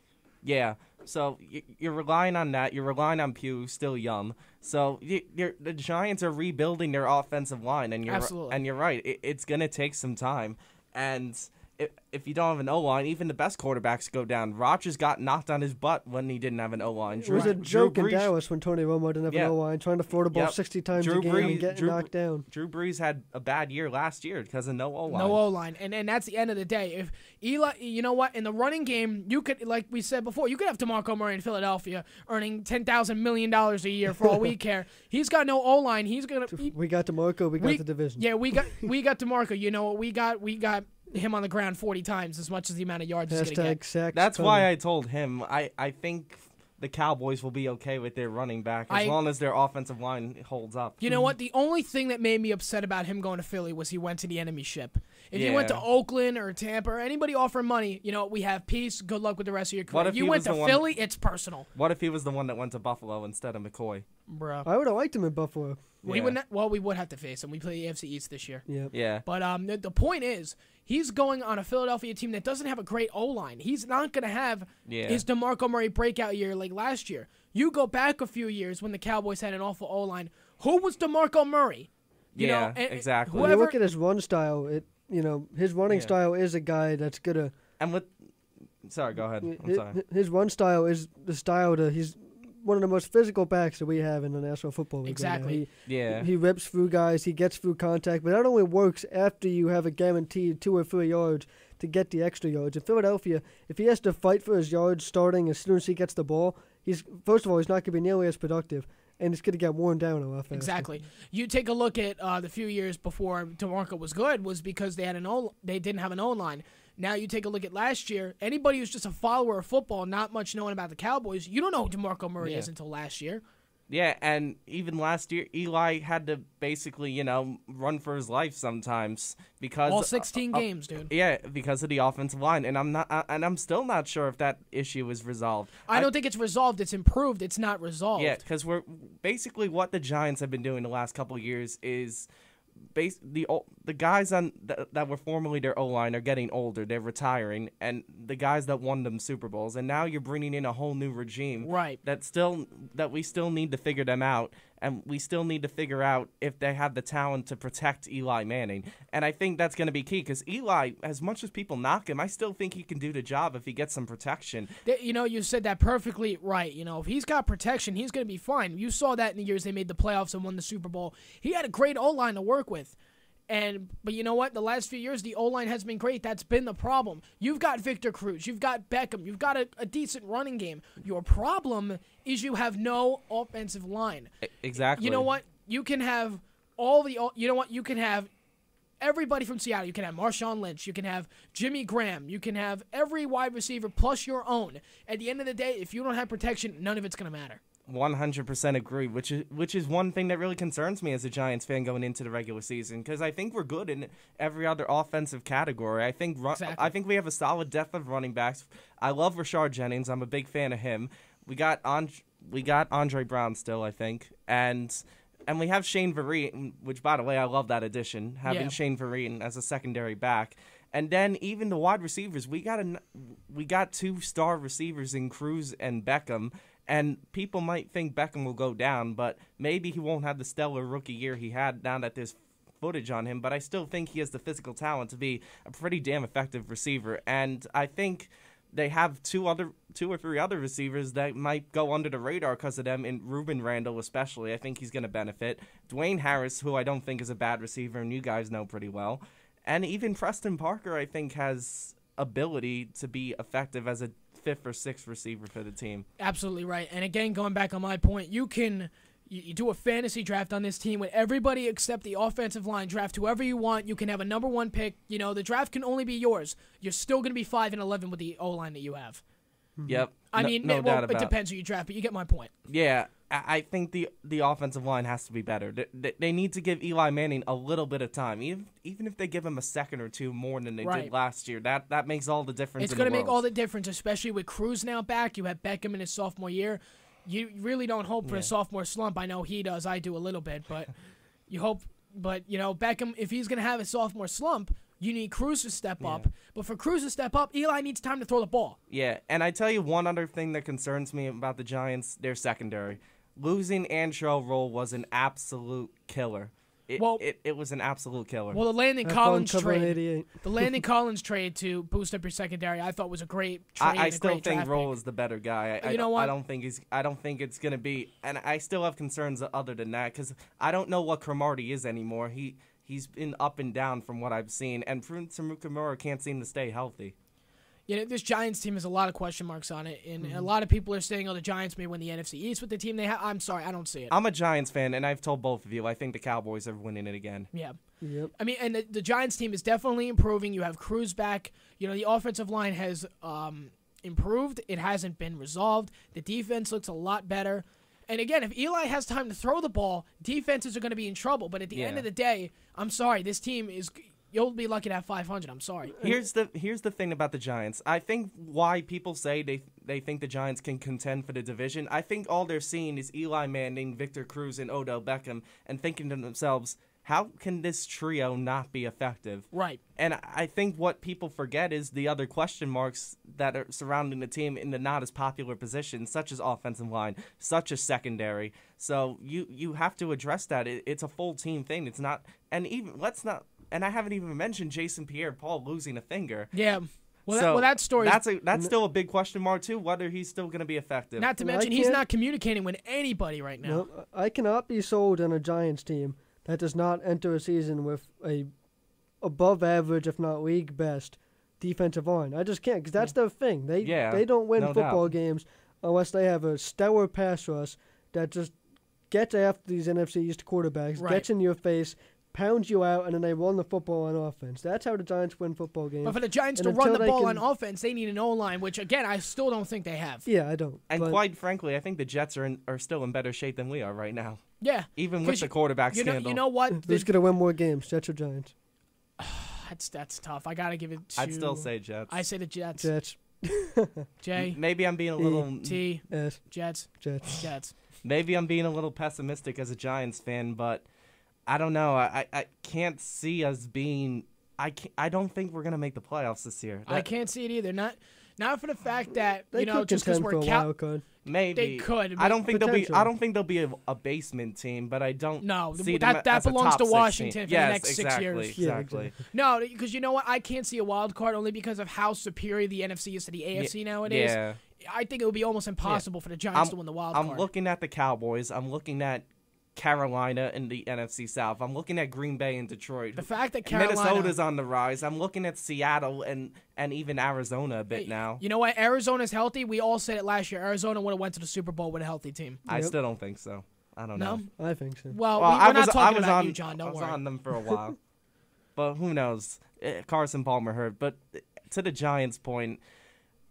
Basically, I think they still need to address some things. They still need some time to rebuild in certain positions. But I do think they're set in a couple positions. I think as long as Beckham is close to the level he was last year, he doesn't even have to be better. He just has to be close. I think the Giants will be in good shape in the wide receiver position for the next 5 years. I see it being a better year for the Giants. Maybe we go 7-9, something like that. Maybe 6-10 again. But at the end of the day, I can't see this team making the playoffs, especially in the wild card. With the NFC being so superior nowadays, with teams like Seattle who could, if Arizona's like the way they were last year, Seattle's in the hunt for the wild card, San Francisco's in the hunt for the wild card. You have all these teams who are trying to get into the playoffs. You got teams at 11-5 who don't make the playoffs sometimes. Yeah, and in terms of the Giants, I got to look at their schedule still since I'm still got to predict their season. But not having looked at their schedule, and looking at the talent on this team, I just don't know if I see playoffs with them. Exactly. I have their schedule up here, and I'll tell you that the offensive line will be tested relatively early. You got, obviously, the Cowboys week 1 with their improved front seven, and you got Atlanta, who just took Vic Beasley. Washington should be a win, of course, week 3. And then Buffalo, San Francisco, Philadelphia, Dallas again, New Orleans, Tampa Bay. Looking at that schedule made me a little more optimistic, to be honest. Montclair against Washington is a win. Yeah. Montclair High School. I don't see a game. They're good. Based off the opponents you just read, I don't see a definite loss on that schedule. What is week 1? Yes, there is. Nah. We'll get to all that as we get closer and closer to the season. I'm gonna predict a week 1 Giants win. Yeah. Still. Yeah, get out. Despite what I said. Leave. Whatever, we'll see. So we usually win there anyway, and you usually win at the not Meadowlands. last year. Not recently. Not recently. Not in the last few years. So we'll take a quick break here on SMC Not Sports. in our house. Not in our house. Coming up, we're going to talk a lot of MLB. We'll start it off with the Yankees. 31 minutes past the 2 o'clock hour. 973-655-4256 is the number to call. Sean McChesney, John Galletley, Sean Martin. I mix that up because I don't like Sean and Sean. Well, Sean and the fan. Well, that'll happen from years to come. But for now, Sean McChesney, John Galletley, Sean Martin on 90.3 FM. Back after this. Have you ever wanted to be a part of something cool? Do you want to be involved with campus life? Have you ever wanted to make an impact in a big way? Do you want to establish connections and build professional partnerships that can help land you a job? Do you want to make friendships that will last forever? If you said yes to all of the above, WMSC wants you. Hey, I'm Saz Kazengwa. And I'm Steve Malone. WMSC is a student-run, free-form radio station with an array of shows featuring various genres and awesome personalities. You'll hear everything from alternative rock, R&B, metal, or country, just to name a few. As the voice of Montclair State for over 40 years strong, WMSC continues to grow as one of Montclair State's leading source for news, sports, and the best music. Into sports? Become a field correspondent during MSU games. You could be a reporter or an anchor covering campus news. Like to be behind the scenes? Work with our equipment as a student engineer. Or a web producer, managing social media. You could even train to have your very own on-air show. So be a part of WMSC FM today. What's not to love about college radio? It's a decision you'll never regret. To sign up, stop by our studios in Schmidt Hall, room 389 to fill out an interest form, or do so online on our website at WMSCradio.com. While you do that, check us out on 90.3 FM, and we're worldwide 24/7 at WMSCradio.com or with the Live 365 app on your smartphones and tablets. We can't wait to see you soon. Welcome to WMSC.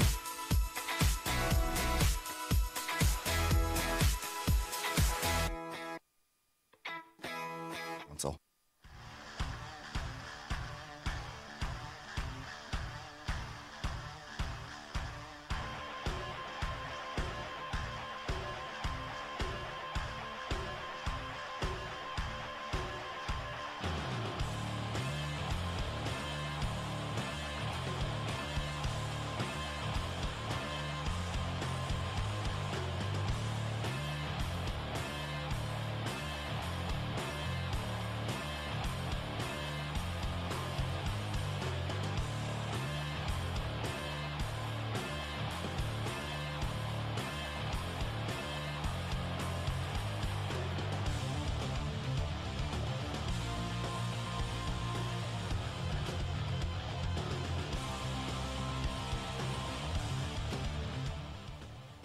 All right, 37 minutes past the 2 o'clock hour. You're listening to SMC Sports, 90.3 FM. Sean McChesney, Sean Martin, John Galletley on with me. And just got a text from our sports director, Sean. She's like, I bet you have a lot to talk about Geno. And I'm like, that was the first 45 minutes of the show. And then she goes back, it's been the whole 24 hours, and she's right. Everybody's been talking Geno Smith for the last 24 hours, and I'm sure we're going to tie back into it before the show is over. But, before we get into that, and Sean and I both made a bet yesterday, no notes, so time for SNS. So I tweeted out on the WMSC Sports account.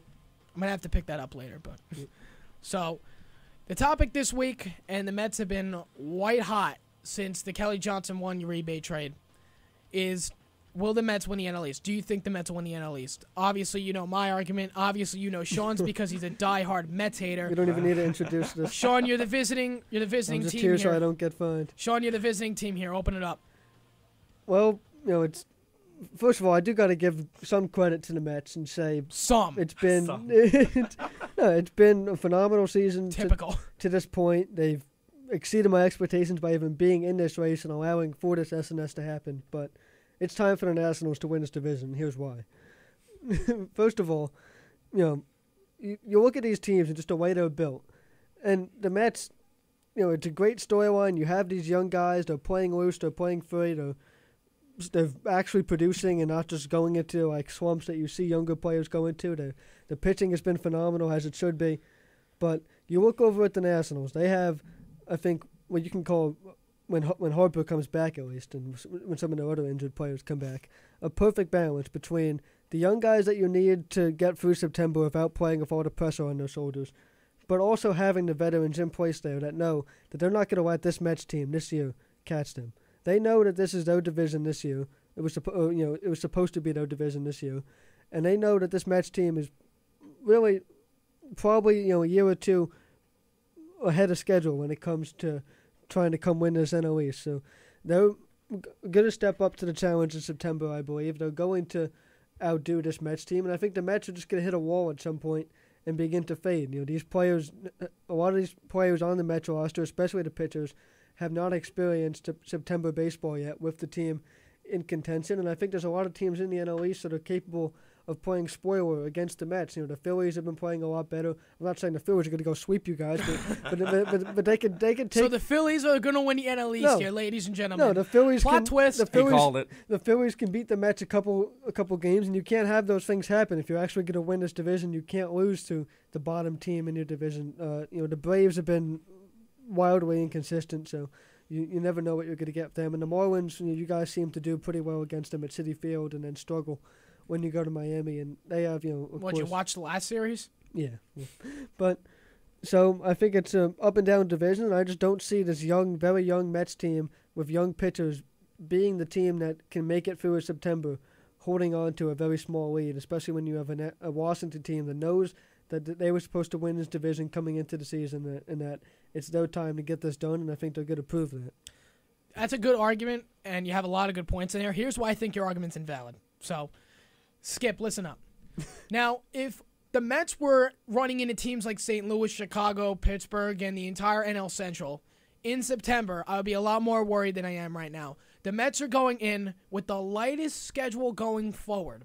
Okay? You have a run-in with Pittsburgh this weekend, but after that, you've got Colorado, you've got Boston, Philly twice, and then you've got the entire NL East in September, which we talked about before. Even when the Mets were god-awful in June and July, that was their one bright point, was they did very well against the NL East. They always do well against Philly. They always do well against Miami.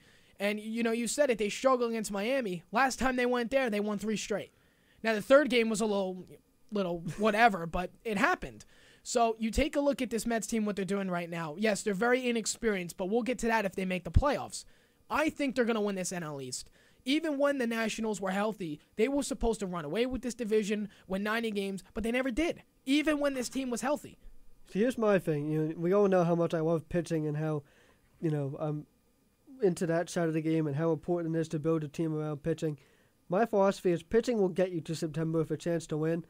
To win in September, you need, obviously, the pitching to stay at the 12. It can't just all of a sudden drop off the face of the earth, because no team is going to be able to win that way. You need the pitching to stay where it has been, which you expect from the Mets, but in September you need the offense to come around and really have their best month in the season. It's why the Yankees, which we're going to get to, are struggling right now. The offense is just falling off the face of the earth, and the pitching has been all right, but the offense is not there right now, and we're starting to see these teams in the AL East start to get the bats going and hit those stretch as they make a march towards the playoffs. Veteran hitters know when it's time to start heating up again, and it's right about now, end of August, into September, and hopefully, if you're on a contending team, into the playoffs. I don't see anybody in this Mets lineup that's going to be a guy who you can count on to get a big hit in September.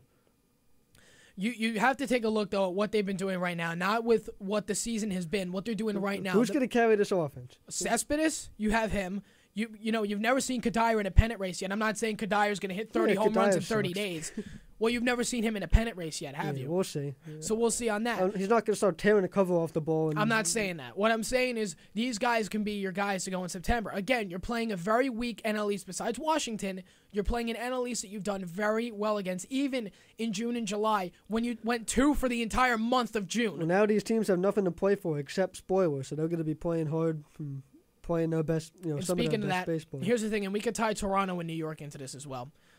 Right now, and we said this at the beginning of the year, the Mets had 0 expectations to win the NL East. They had expectations to win the wild card, but we all thought that Washington was going to run away with this division, win 100 games, and win the World Series. And do you really trust Terry Collins to get this team to the playoffs? Yes.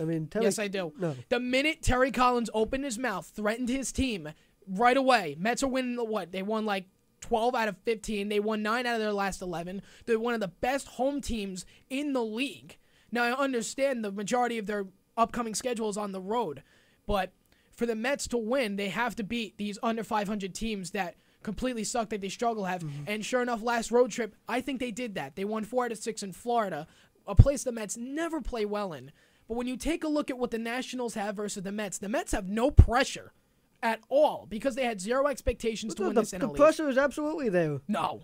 All the pressure is on Washington. They're in the New York market contending for the pressure is on Washington, but there's also pressure on the Mets because you fans haven't seen this team be in the playoffs for years, and now you're saying, oh, well, they could win this division. We want them to win this division. Yeah, most of you guys aren't going to be crushed if they don't win it, but you're still expecting this team to win the division, and they want to live up to that. With the team that the Mets have this year, literally no pressure. If they lose the NL East, they lose the NL East. If Washington loses the NL East, it was like they collapsed. It's a disgrace. Injuries, blah, blah, blah. First off, you can't blame the injuries for what they're doing right now. I mean, you can. There is pressure on this Mets team to finish this off and prove that they're not the same old Mets. I don't think there is because you know what? I think all the pressure is on a dynasty Washington team that was supposed to be in the World Series. So you're telling me if on September 18th they get swept by the Yankees and then go on and don't win another baseball game the rest of the season and lose the division, everyone, all the Mets fans are going to be smiling and saying, "Oh, but what a great season!" Listen. No, they're going to say we're the same old Mets. We need to tear it down again because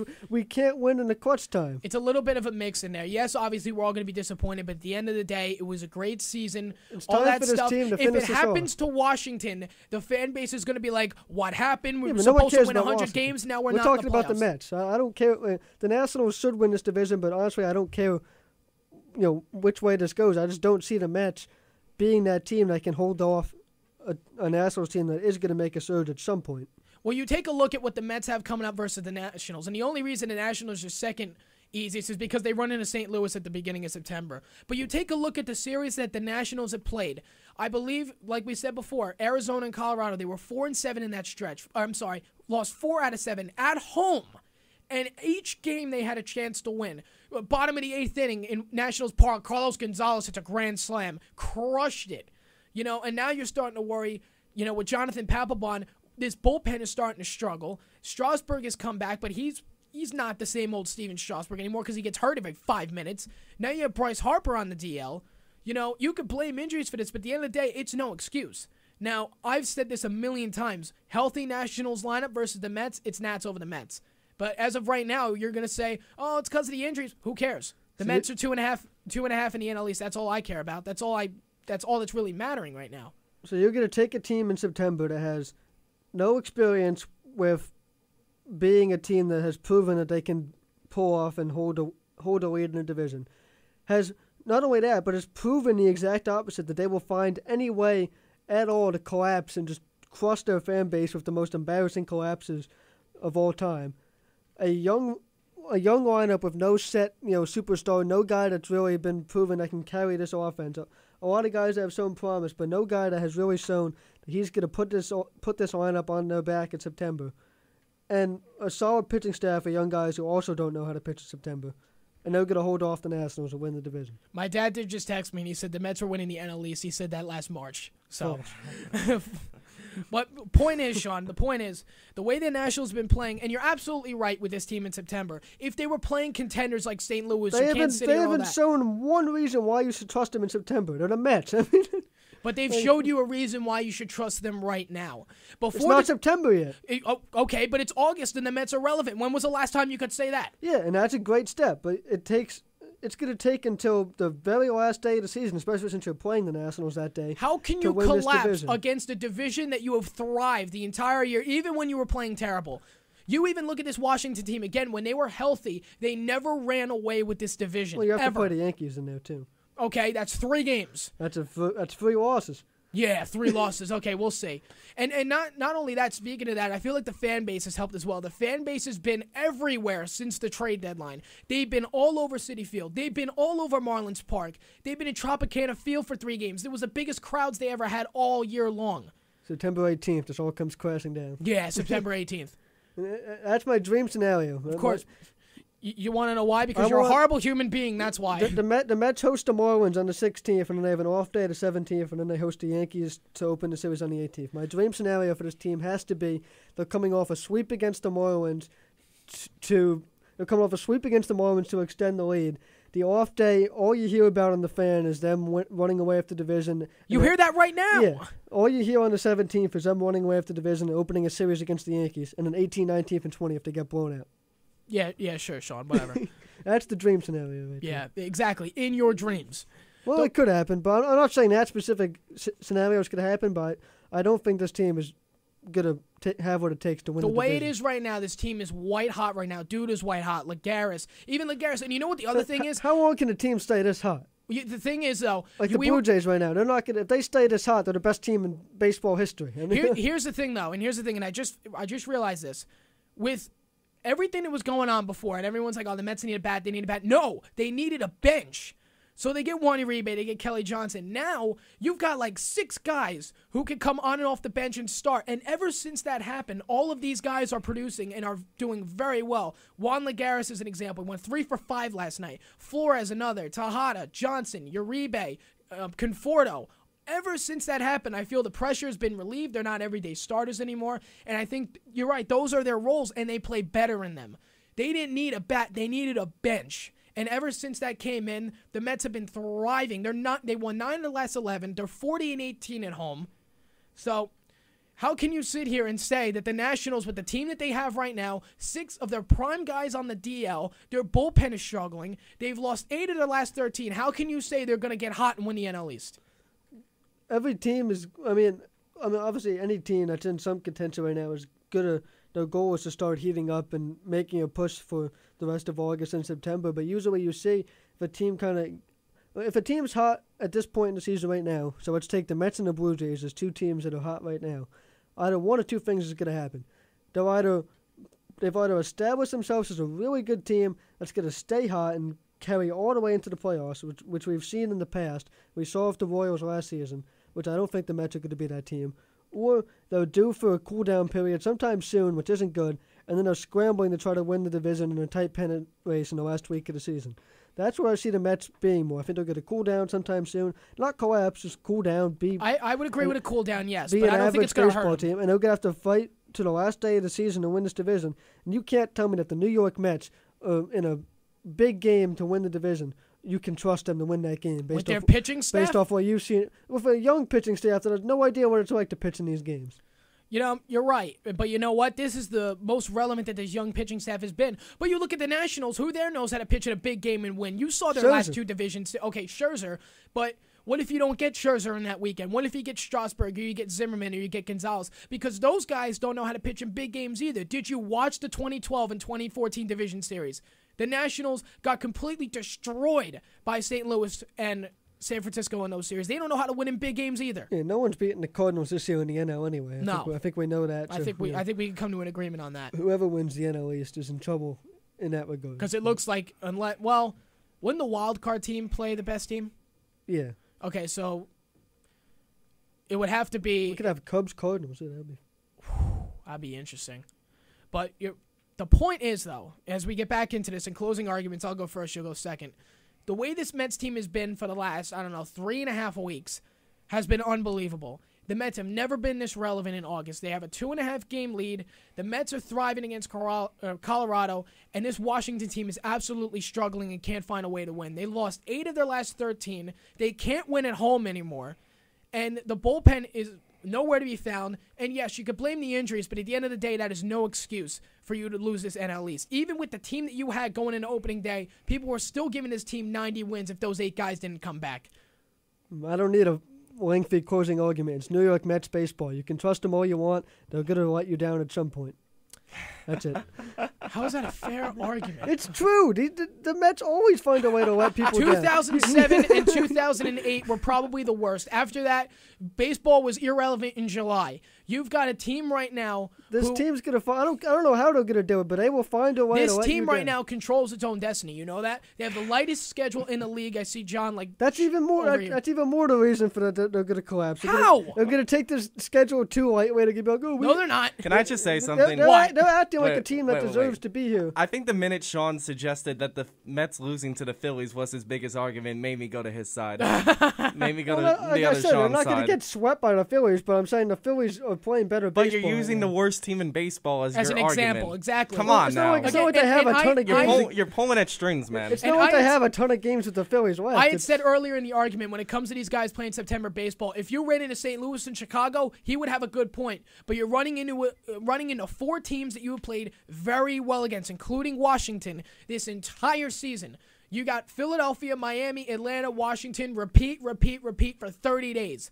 Okay? If you were playing a St. Louis or a Los Angeles, I would be concerned with these young guys going into September. I have full confidence. So you have a division full of players that have never seen the Mets play this well, and you know all these other clubhouses, the Marlins, Phillies, and Braves are talking about is, oh, let's go beat this Mets team and knock them off the division lead.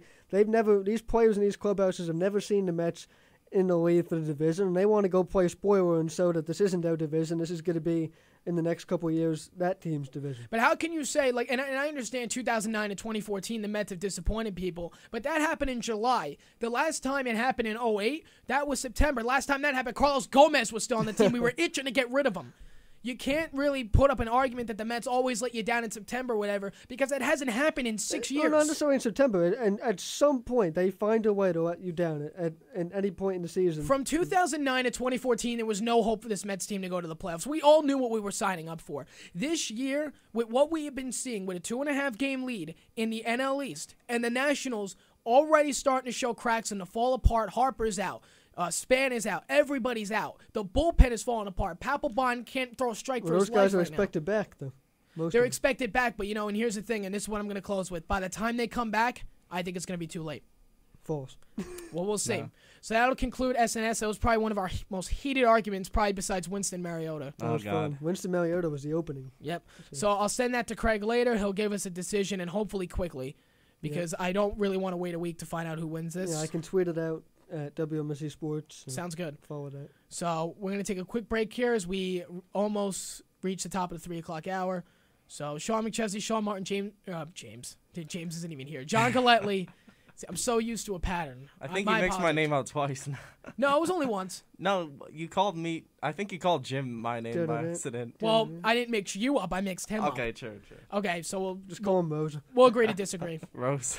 I don't know him that well to do that. So everyone calls him Moser. 973-655-4256 is the number to call to join the conversation on SMC Sports 90.3 FM. Go Mets. Back after this. Nats.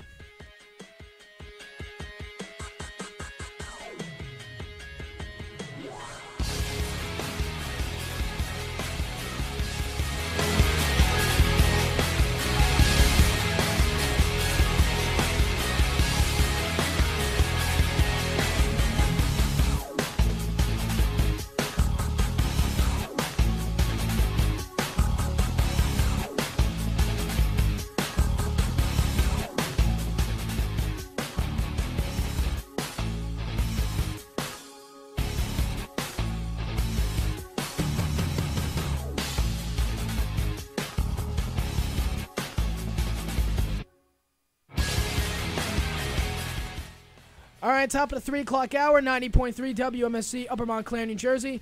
You're listening to SMC Sports. Sean McChesney, Sean Martin, John Galletley on with me.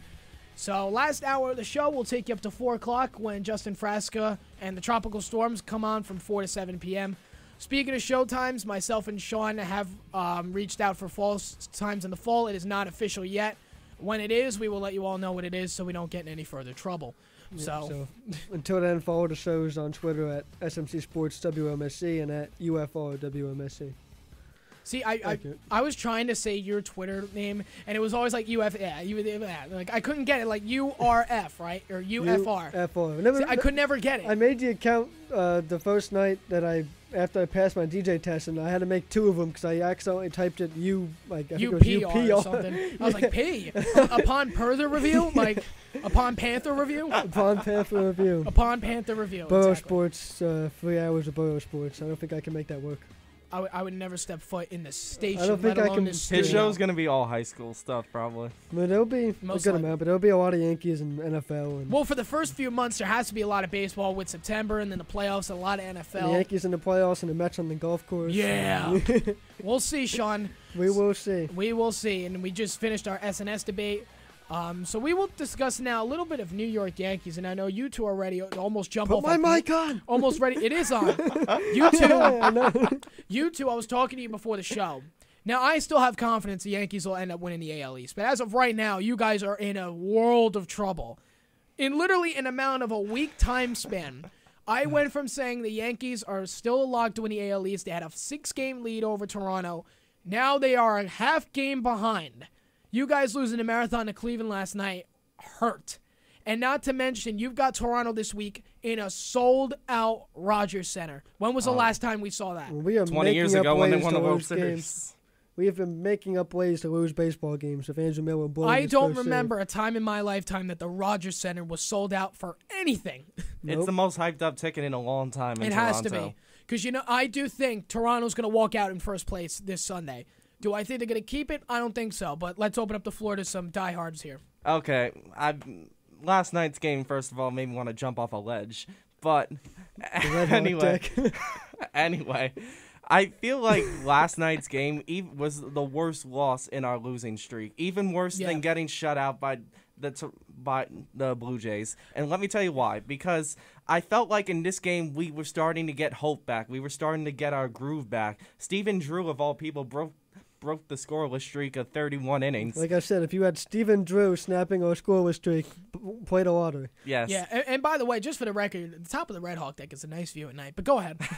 It was a pretty good view. Speaking of good views, near the new business building, there's a good view of the New York sky. By the way, a few nights ago I came up here, right? And I didn't mean to cut you off about Yankees. Mm-hmm. The building was open. And my God, it is beautiful. I have inside. a class in there next semester. It is beautiful. I'm jealous I don't have a class in there. All five. Beautiful. All five. It's great. What the hell? Oh yeah, you told me that. I tried to get up to the viewing deck because I think we're gonna try to broadcast our soccer games up there, but for whatever reason I heard this little alarm. I got paranoid and I left. So. Well, there's that. But anyways, going off the Yankees though, I feel like the offense was there with 8 hits, but against the Indians 17 hits. It only showed that the pitching kept you into it for as long as they possibly could. Yeah, definitely. And I think the thing was, it was Andrew Miller blowing a save. What Sean said, they just invented a new way to lose after we actually started to score some runs. And the worst thing of all was we were in a prime position to win in the 10th inning when Chase Headley came through and pinch hit 2 runs in. Easy Brandon Carr over there. And Didi Gregorius got in safe, luckily, and kept that game going. And I don't know, just watching Brantley be the Yankee killer and the Cleveland Indians of all teams doing this to us, it was just beyond frustrating. And as a Yankee fan, I think I was the last one I think I was the last person to cause some panic, to address some panic, because after the sweep, I felt like we still have a 1.5 lead. Yeah. I'm addressing the Blue Jays as threats now, but I still felt we were going to be okay, and I felt like going into next weekend, we could just easily get it back. But this weekend's going to be tough for you. In Toronto with their fans in there, I personally believe that there isn't a weekend tougher to play in the Rogers Center than this upcoming weekend. Probably not. Sean, I'll let you have the floor. I'm leaving. See, I try to allow myself to be the rational Yankee fan. You kept me off the ledge after Toronto. Yeah, I try to keep a lot of fans off the ledge because they jump up on the ledge when we give up a first inning run. But well, that's how the Yankees have been this season. They've dominated everybody all year up until this point. Yeah, but very surprising, by the way, too. But go on. When Andrew Miller is blowing his first save, and when we're making up ways to lose games, and when you get swept by the Blue Jays at home, now is the time where you start to lose a little bit of faith. But you still have, like you said, you still have a lot of games left in the season. You still have a manager in Joe Girardi in that dugout who knows how to recollect these guys. You still have plenty of veterans that are going to get this team back to where they need to be. And you have, as tough as it's going to be, you have a series in Toronto coming up with it, which is going to be a chance to redeem yourself. You know, you're absolutely right. You take a look at the standings right now. Yankees hold a half-game lead. They lost 4 straight. Toronto, white hot, more than anybody in the league, has to be the best team in baseball right now at this moment. Won 9 of the last 10, 8 in a row. Now, I do think Toronto will walk out with first place after Sunday. Do I think it's the end of the season for the Yankees? Absolutely not. There's still so much more time. The thing is, people are addressing Toronto as the Yankees' concern, but I think people are forgetting, while it may not be ideal, the Yankees are still in great shape for a wild card. Oh yeah, you look at the standings right now with Toronto in second place. If the season were to end today, it is Toronto Anaheim in Toronto in the wild card game. So it's not like the NL East where the Mets and the Nationals, it's win the NL East or you're going home. And Toronto is the only team behind the Yankees doing well. The Astros are losing, the Angels are losing, the Orioles are losing. So no one is really making up ground on the Yankees besides the Blue Jays. Exactly. And while you'd rather be the division winner, I think I'll still be happy with a playoff spot, but I of course want to win the division. Of course, but you're right. You take a look at that. If the season were to end today, it's Toronto Anaheim at the Rogers Center in the wild card game. In the NL East, that's not the case. If it's going to be the Nationals and the Mets to win the NL East, the other team is going home. You guys are in prime position to still go to the playoffs, despite the fact that there is a chance now Toronto may win this AL East. And you look at the style of baseball that the Yankees have kind of fit themselves into as far as what's worked for them this season. Early in the year, the defense was atrocious and they were falling apart. Now, this team is really defensively is one of the strong points of this team. Now, this team is built on their style of ball is they're going to defend, pitch, keep you in the game with their starters, close you out with the bullpen, and hit the ball out of the ballpark at home at Yankee Stadium to win. On the road, hopefully get some timely hits and get the top of the lineup, Ellsbury, Gardner, get those guys on base. But right now, besides the pitching and defense, none of those things are going for him. Ellsbury hasn't been the same since his injury, not nearly. He was batting like 400 before he got hurt. And I don't expect him to hit that much again, but I expect him to get to maybe 300 average or so over the course of the rest of the season. He's at 265 now. Yeah. 265. When he had he was at like 350 at one point this year. Man, you guys are starting to sound like the Nationals over here. Gardner is slowing down. So now, with those two guys not on base, it really puts so much pressure on Rodriguez and Teixeira to start hitting the ball out of the ballpark. They used to be they were coming up with two men in scoring position, 1 out, and you don't know how to pitch to A-Rod because you're trying to pitch him so he doesn't hit the 3-run homer. Exactly. But he'll shorten up on you and shoot the ball in the right field and get a 2-run single, and just like that, the Yankees are up 2-0. Now these guys seem like they're always up with 2 outs and nobody on, and there's so much pressure on that part of the lineup to hit the ball out of the park. And when the top half of the lineup isn't producing, it makes the bottom of the half of the lineup really look more exposed because the bottom half of this lineup hasn't been great all season, but they've looked pretty good because of the production that the top was having with guys like Chase Headley, Gregorius, Drew. Those guys are pretty good down there, getting a couple big hits every now and then and getting on base occasionally to set up the top of the lineup.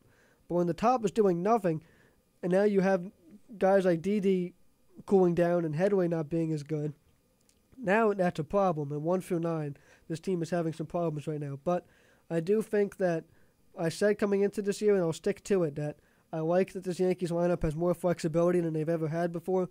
I was at the ballpark for the second game of the 3 games against the Reds. By the way, I'm glad you made it up there with the mess on the turnpike. I'm really glad you actually made it. That was a mess. Shout out to my dad who's probably listening who caught that on the news and saved us from having to take the turnpike. My dad almost stayed overnight at work to find a hotel or whatever. It was that bad. Yeah. No, they had to back people through the exits. My sister went down the shore early that day, so I'm guessing they missed what happened. Mm-hmm. And she's like, well, nobody was at the beach. I'm like, nobody could get down there. That's the bottom line. Nobody could get off the turnpike. Nobody could move. Nothing. It was frozen. It was absolutely frozen for a good amount of hours. But when I was at the ballpark, I noticed in the lineup you had, I believe it was Chris Young batting second and Headley batting 7th. And normally when it was Gardner who was out. And normally when Gardner's not playing, it's Headway at 2 and Drew at 7. But not that there's any problem with switching it up like that. I like that they have the flexibility in the lineup. I like that Girardi can play his hands a little bit more. And so I think at some point it's going to find a formula that starts hitting again. But it starts with Ellsbury and Gardner right there at the top. And at some point you got to think Teixeira is going to come back along and start and hit and go on another stretch. I'm almost heartbroken the fact that Sean has some concerns. I can't even beat on him for this. Sean's the most optimistic Yankee fan I know. He really is. So if he has concerns, for then him to it's time show to panic. the Yankees better be listening to this right now. For this man to show concerns right here, you're in trouble. I'm not on the ledge yet, but I'm inching there. Yeah. I think I'm on the ledge for the division, but I still Toronto can't. I don't think Toronto's going to walk all over us. Toronto cannot play this hot for the rest of the season. Yes, I do agree with that because you know what? I don't they trust are the pitching to mashing stay the baseball. hot. Yeah. You've got David Price, but other than that, you got R.A. Dickey, who's not R.A. Dickey anymore. He's not Mets Cy Young R.A. Dickey. Yeah. Mark Buehler isn't Mark Buehler anymore. The bullpen's been okay, but I don't trust it to stay this hot. When it comes down to it, I think it's about the pitching. Is going to be exposed when the offense cools down. The thing is, I think people are looking at something as a negative that the Yankees still have to play the Blue Jays has 10 more games. I look at it as somewhat of a positive. It's a positive if you do well. If you don't, you're in trouble. Yes, I think because they're just a bad matchup in general. Because I think what Sean said is right. There is no way in hell the Blue Jays are playing this hot all year. No. So I think the Yankees are going to get. I think the Yankees are going to get them at some point at the right time. We got them at the wrong time. But either way, you're absolutely right. You know, this team still has to hunt for a wild card, but the problem is you still have got 2 more series to go in Toronto. So that's your only disadvantage. If you play well against Toronto in the next 10 games, then we can get some of the Yankee fans off the ledge. But you're absolutely right when you talk about the pitching. I think it comes down to that. And we've seen all year the Yankee pitching has been very superior in the American League. Next to teams like Kansas City and Houston and Anaheim. It's been very superior. And I think at the end of the day, the offense will come back eventually. The pitching will come back. And I think Toronto's going to be exposed. Like I said, I love pitching. Your pitching is great, but you need the pitching to get you to September. And then in September, it's the offense that needs to step back. There's no doubt about it because I think we've come to the point in the baseball era where you don't necessarily need the best starting pitchers to make the World Series. You just need a solid bullpen and get the big hits when you need it. Kansas City didn't have the best rotation last. You're right. Those 2 teams, they didn't have the best pitching staffs. They had Giants had one guy, Bumgarner. Bumgarner came out of nowhere. You thought, okay, Lincecum comes out. Yeah. Who's gonna be our guy? And then all of a sudden it went from, okay, you're going to be our ace to Bumgarner's coming out of the bullpen in Game 7. It's over. Yeah, and the Royals didn't have just like that. The Royals did not have one starting pitcher that dominated, but yet they had the best bullpen in baseball. Yes. You had a stellar defense. You had great hitting. So you had all of those meshed together, and I think that's somewhat what the Yankees have. They have hitting when their hitting is on, they have that, and they have the bullpen to back it up as well. And I think the problem right now with the Yankees is earlier in the season we noticed everybody was on at the same time. Right. I think the problem is everybody is off at the same time now.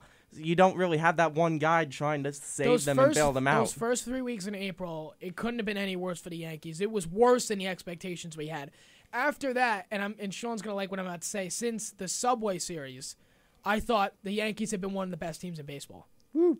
Yeah. I would have to say. But you're absolutely right. I think when the pitching is exposed in Toronto, and I think it will be, you got Price, big deal. One guy's not going to do it. You know, and I hate to do this all the time, but you have to look at the Mets rotation right now with the guys that they have that are leading the charge. Toronto doesn't have those type of guys. All they have is David Price. No, the thing is, I think the Yankees don't really have those guys either. I think they're about even now. I think Price put them in even territory, and they have the bullpen to back it up with Hawkins coming in now. I think Hawkins was actually a great move for them, and he hasn't given up a run since he came to the Blue Jays. And they have like 3 or 4 solid guys in the bullpen, so I think that's the concern. While the Blue Jays don't have great starting pitching, they seem to be able to fill every other category. Well, it helps when you're scoring 13 runs a game. That too. The Yankees will play Cleveland again tonight at 7. The fan will have the call. Yes, will have the call. Sabathia on the mound against Salzer.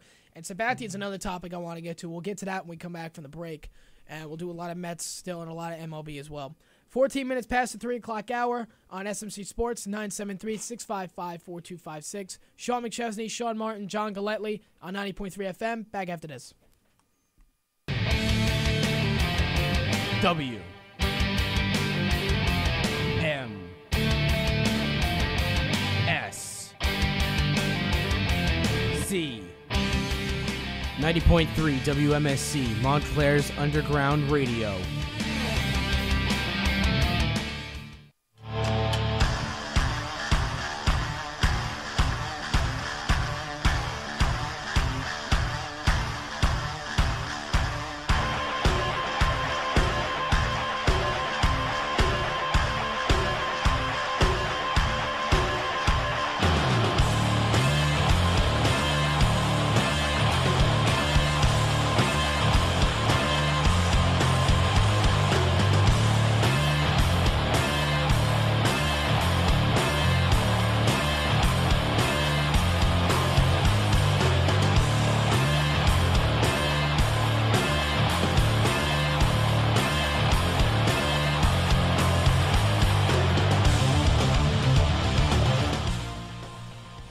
right, 16 minutes past the 3 o'clock hour. You're listening to SMC Sports on 90.3 FM. Sean McChesney, Sean Martin, John Galletley on with us. So we're talking a lot of Yankees right now, and what I thought was a major disappointment last night. You look at the numbers here.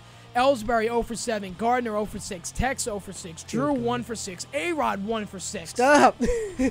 Oh, I'm sorry. Does that hurt? It's like a stab in Sean's back. Yeah, Speaking of stabbing Sean's back, it's the Cowboys hat that's keeping me from jumping over the board today. That's the only reason I haven't killed you We're yet. throwing the board. He chose Cowboys out of respect for the host. I wouldn't do that for the. I chose them because the Yankees are a disgrace right now. That's why you gotta wear the Yankee blue when the times are down. You gotta show you're a true fan. Like that I looks said, like gray. I have my Cowboys World hat, my Series Yankees gray. hat. I picked Shut one. up. Road gray. So now, kind of looking at what the Yankees have tonight. Again, before we went to the break, Sabathia goes on the mound tonight. It's 4-8, 5.34 ERA. From your two perspectives, why did the Yankees not go after Price or Hamels? Go. Simple, because they don't want to bench CC, because he has. It's not about benching him; it's about putting him in the bullpen. Yeah, which is essentially benching him in CC's terms. I guess. Because I think the money and the fact that he has years of solid experience with the Yankees, I think both of those are drawing into account whether or not they want to bench. I keep saying bench, put him in the bullpen. I get what you're saying. So I think because of that and the fact that they didn't want another $100 million contract for Cole Hamels, I think those were the reasons why you didn't see the Yankees make a move. Because I think if the Yankees made a move, they would have to put CC in the bullpen. I don't think there would be any choice unless you did Eovaldi maybe. Yeah, but that was a lot of what. Especially some Yankee fans were looking for, too. I understand the whole respect thing. You're paying him too much money to put in the bullpen. But enough's enough.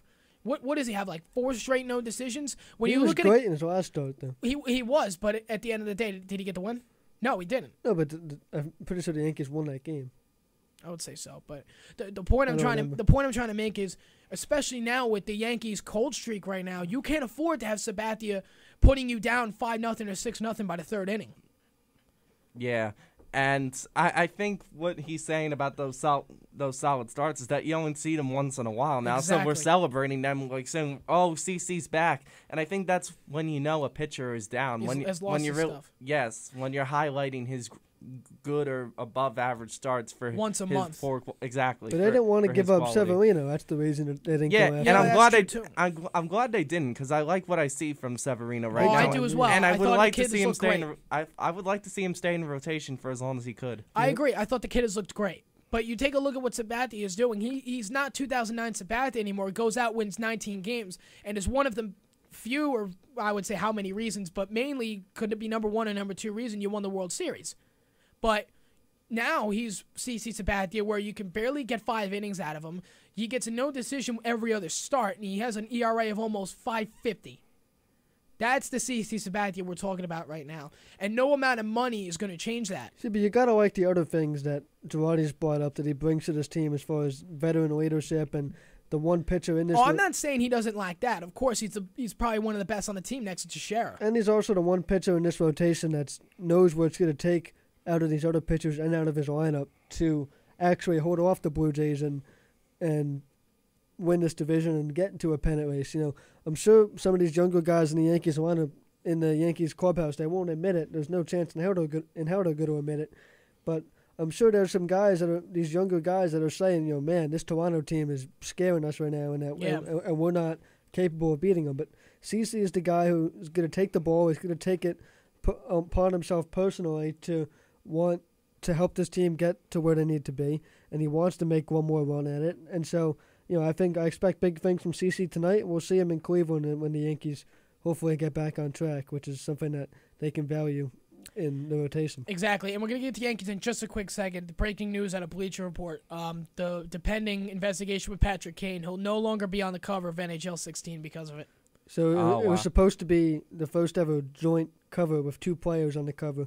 Who was the other one? It was going to be Taze and Kane holding the cup up together. So now I guess they're just going to move Taze into the middle and just have him hoisting it. I guess so. Yeah. I mean, that's going to happen, obviously. You kind of saw this coming. He's going to lose his endorsements now and all that stuff. And he's looking more and more guilty every day. I've heard bits and pieces of this, but from unless I'm missing something here, it still seems like he said, she said, unless I just haven't been keeping up with the reports. I haven't been keeping up that much, but what I am taking out of it is he's more and more guilty every single day. Okay, because I know the same thing happened with Big Ben. And you know what? That's what happens in a rape case. Everybody knows that. Yeah. Yep. It's she said. It's always he said, she said, but the more she says, the more bad you look. Pretty much. That's what a rape case is. Everybody knows that. Until they prove that a lot of the things that the girl says are sometimes false, but that sometimes take years to do. Yep. That'll sometimes take years to do. I'm not saying he did do it. I'm not saying he didn't do it, but no. The thing is, I don't know, so I'm not sure if it's fair to immediately put him off the cover just because something like this happens. You got a bunch of kids that buy this game. Exactly. And I know, but I think Kane is still going to be looked up as long as he's a good player. Think about the NHL fan who is just starting out. You buy the NHL 16 game, and at least this would be me. I used to do this all the time when I first got into baseball. You know, my first Mets game, I was hooked ever since. Always looking up the players, a lot about them. Let's say a young kid from Chicago looks up who Patrick Kane is, and this comes up. You know, I can agree. A lot of kids buy this game, and that's basically the main reason. Yeah, but it's not like when someone agrees with me. True. It's not like people aren't going to know what Patrick Kane is, though. He's basically the face of American hockey right now. Well, to a kid trying to follow who doesn't know that, they will find out eventually he is the face, but, of course, what he's being investigated for. That's true. And maybe we'll get one less Blackhawks player in this game, because I'm tired of every online game I play is the opponent uses the Blackhawks. But here's the thing. As a hockey fan, for the sake of hockey, I'm hoping this is not true. Because Patrick Kane is one of my favorite players outside the Devils, and also I think he's good for American hockey. He's an American face that we can look at, because Sidney Crosby's Canadian, Alex Ovechkin is Russian. He's an American face we can look at it and say, that's our guy. Yep. That's a guy that we can look at in American hockey, and he's someone we can relate to. Because in golf, you had the same thing. Tiger Woods, part of his popularity was because he was an American. And Rory McIlroy's not getting that same popularity because he's from Europe. So I think being an American hockey player was bigger than people realized for the state of the NHL. Oh, for sure. And if he goes, and if this...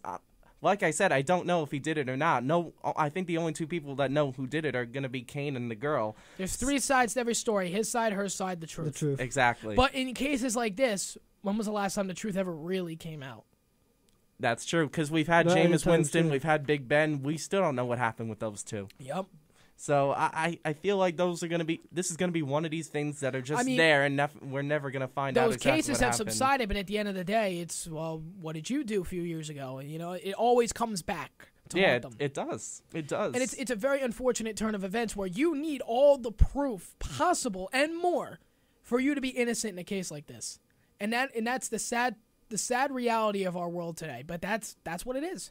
Mm-hmm. Yeah, and I'm not putting down rape cases at all, because I'm sure there's a bunch of terrible things that happen. It's a very serious The problem is the outside people on the outside of the two parties involved. It's just hard to know what really happened. Exactly. And no, we're not putting it down. Obviously, they're very serious cases, you know, probably one of the biggest in the world. But, you know, at the end of the day, athlete, girl wants money.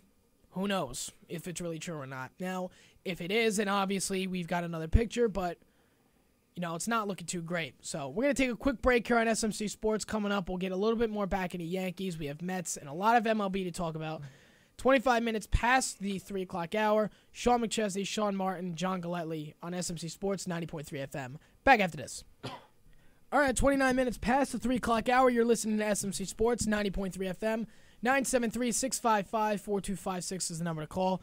Sean McChesney, Sean Martin, John Galletley. Now on the phone from InsideTheStar.com is... RJ, you're on SMC Sports. What's going on? Not a lot, guys. Just enjoying this hump day. How about y'all? Pretty good. We've had a lot of discussion about Geno Smith this morning, Giants camp, and especially Cowboys camp. Myself and Sean, mainly the big discussion at first was Tony Romo and Des Bryant, and I felt like they were probably one of the biggest 1-2 punch combinations last year in the NFL. You know, do you think they can repeat their dominance just as well this year? I think they can. You know, I know Ben Roethlisberger and Antonio Brown got a lot of credit. I feel like Matthew Stafford, Calvin Johnson kind of tapered off. People have sort of forgotten about them as the premier duo in the NFL. But I'd put Romo and Diz up there. Yeah, well, you know, like I said, Big Ben and Antonio. I don't see any reason why they should regress. If anything, they should only increase their production. Romo's coming off of an off season where he's been healthy the entire time. Hasn't happened since 2012. Dez is happy and hungrier than ever. And more than anything, I think from a psychological perspective, they've seen that they can do it. They've seen, kind of what Dez talked in that Detroit game from 2013 where everybody thought he was causing a muck and stuff, that they're one of the elite combos in the NFL and they can hang. And so I do think that 2015 is going to be prosperous for them. Now, the thing that might concern some Cowboys fans this year, and the diehard fans like we have here in studio and that we have over at Inside the Star probably would disagree, is that, and we talked about this a little bit earlier, is that without DeMarco Murray, it's going to be more of a situation in the fourth quarter of games where Tony Romo and Dez Bryant being the lead guy is going to be. They're going to have to rely on the passing offense to close out games. They're not going to be able to run the ball and chew out the clock like they did last season. Even with the lead, they're going to have to continue to be able to make plays. If there's one guy outside of Dez Bryant, RJ, that you're excited to see kind of step up and be a fourth quarter guy and a guy that can help move the chains, who would it be? I know one that I'm looking at would be Cole Beasley. Are there any other guys that maybe you want to see even tomorrow in San Diego? Well, you took the words out of my mouth with Cole Beasley. I do think he's kind of, Witten gets a lot of that third down security blanket hype with Romo. But I do think it's kind of evolved into Cole. But, staying in San Diego, the San Diego State guy, Gavin Escobar, the Cowboys, they've been waiting for him to break out for the last 2 years. And I think this is the year where he finally does it. You put him out there, and the guy's going to draw a linebacker in coverage every time. And I don't think anybody can cover him. He's been regarded by many of the beat writers for the Cowboys as having the best hands on the team, and that's counting Dez Bryant, that's counting Cole Beasley. So I think on third downs, I'm going to throw it up to Gavin Escobar, and I think he's going to pull it down. And he showed the flashes of that last year. He had the game against Seattle where he had the touchdown in the first quarter. He had the big kind of coming out party against the Giants at home on October 19th. I think that Gavin's going to kind of, turn into that third down specialist for the Cowboys. Now we take a look at Brandon Carr, where right now he's expected to miss the first 2, maybe 3 games of the preseason. He's expected to be ready to go for Week 1 against the Giants in Dallas. So that means we're probably going to see a lot of Byron Jones in the next few weeks. What do you expect out of the rookie? I think he's going to show his athletic ability. A lot was made about his world record jump at the Combine. I think more than anything, he's going to show that he's versatile. He can play some corner. It's a bummer that Brandon's hurt just because I'd like to see some safety action out of Byron. Not that I want him to play there. I just kind of want to see his chops at the position. But I think he's going to show a lot of athleticism, and he's going to show that he's around the ball. But the biggest thing he's going to show is that he can hang, because he's been hanging with Dez out at training camp. So tomorrow when they play the Chargers, I don't know who you regard as the Chargers, number one threat, but I think he's going to lock down Keenan Allen. And I think he's going to show that he is one of the more athletic people in the NFL and that he's capable of competing with the best receivers in the NFL. Now, you've been doing your Countdown to Kickoff series for the website at InsideTheStar.com. Just tell me a little bit about how you've enjoyed that experience and what you've learned about these past Cowboys players and just what you're doing with that series as it comes to a close here. Well, it's been a blast, and today was number 32. It was Walt Garrison. And some of the decades, if you will, have been kind of challenging. The 60s were a little bit difficult because of the linemen. But that was where I really learned a lot about the Cowboys that I didn't know, and I'd like to consider myself kind of a walking encyclopedia on them, or encyclopedia if you're a How I Met Your Mother fan. But, the 60s were cool because I learned a lot about the Zero Club. I learned about guys like Pat Donovan and Tom Rafferty. And so it was really educational to get through through the 60s, but the 40s and the 30s have just been an absolute blast. I had a great time, because every time I do one of these, I go back and kind of relive this guy's career, and I throw on some NFL films, music, and kind of get in that mood. But Charlie Waters was a fun one to write. Cliff Harris was a blast. More recently, 2 days ago, Cornell Green. I'm particularly proud of that just because when I was in the 90s, I had kind of, looked ahead like, man, I'm going to have to figure out who's number whatever. And I got to 34, and I said, man, everyone's going to just naturally assume that that's Herschel Walker.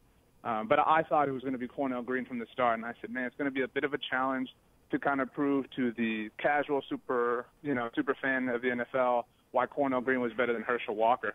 And so I really enjoyed that one. I'm really excited about 22 coming up. I think, Emmett's probably the guy. But Bob Hayes, he deserves a lot of love. And I'm going to have to look at it hard and see exactly how Emmett beats him out. But it's kind of hard to imagine that the NFL's all-time leading rusher wouldn't win. That's for sure. Yeah, absolutely. Now, speaking of rushing now with DeMarco Murray now in Philadelphia, rival land. So we take a look at what's going on in Jerry World right now. Darren McFadden isn't exactly 100% right now.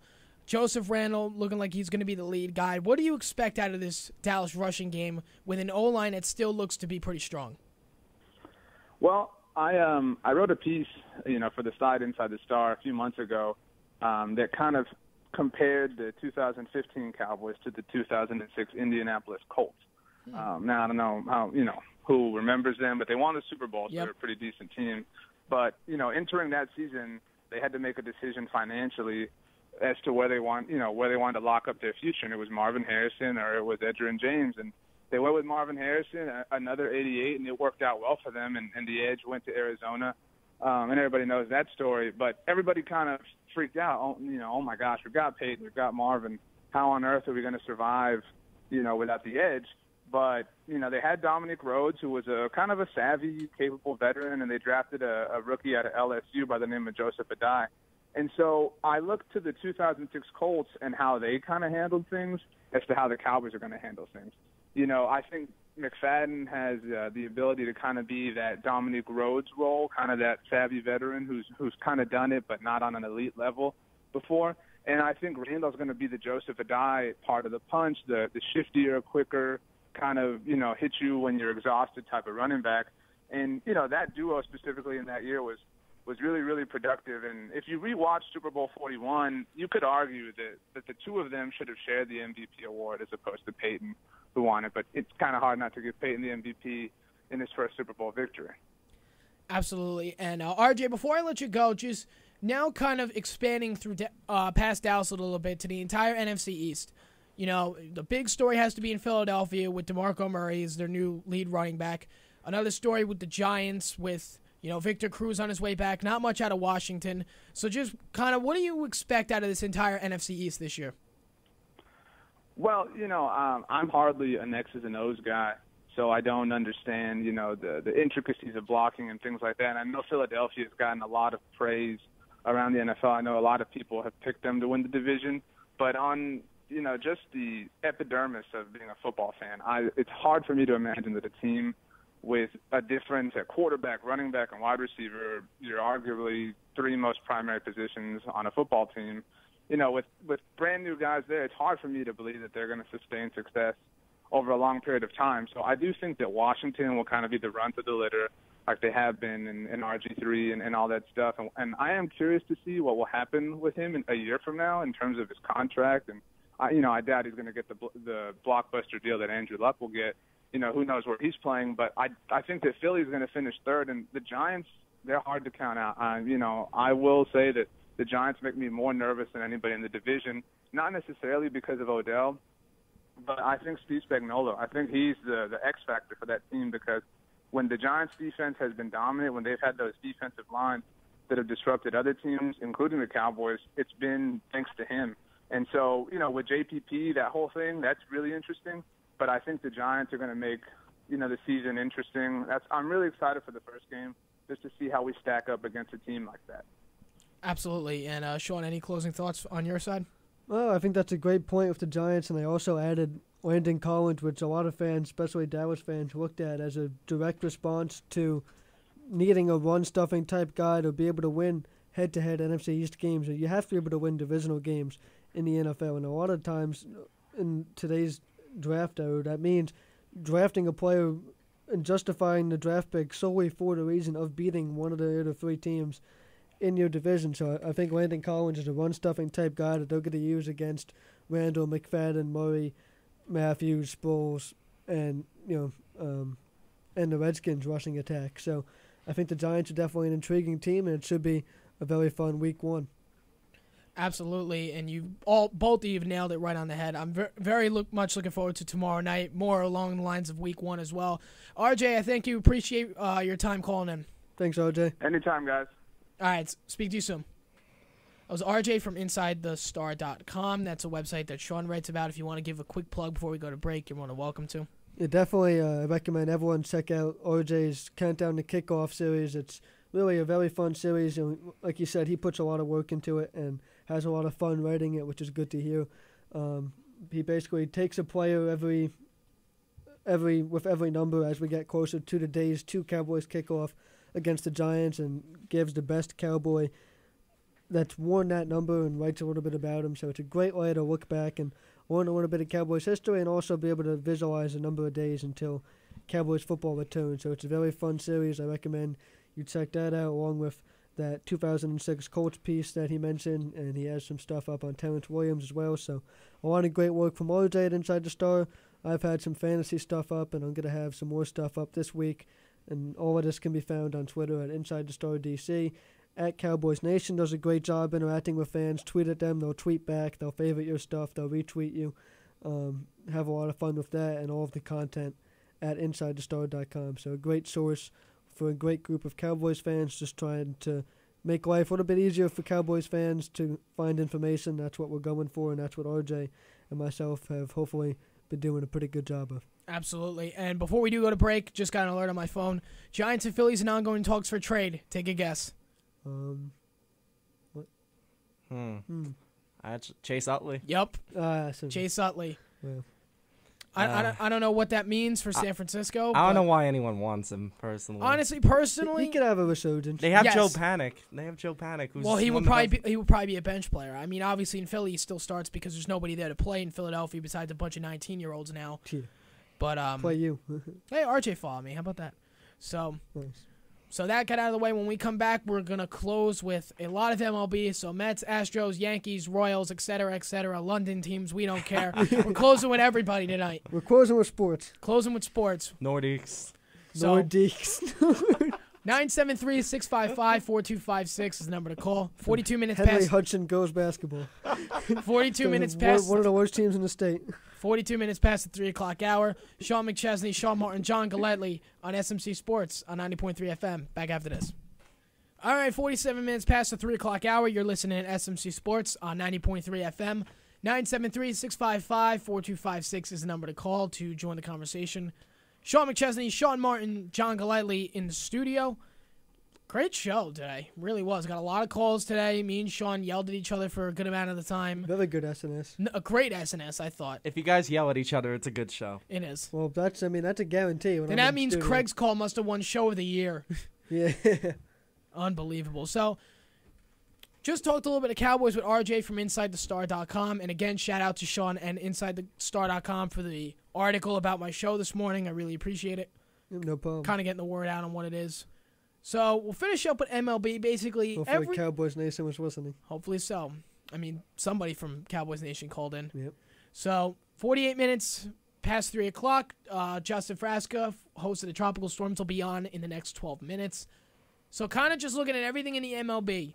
The Mets and the Yankees, we pretty much covered a lot about them, so we'll put them aside for a minute. The one team that I thought has been one of the, not the biggest surprise, but to have a lead of 12 games on August 12th, the Kansas City Royals, I mean, I expected them to be in first place, but I expected a little bit more competition in the Central.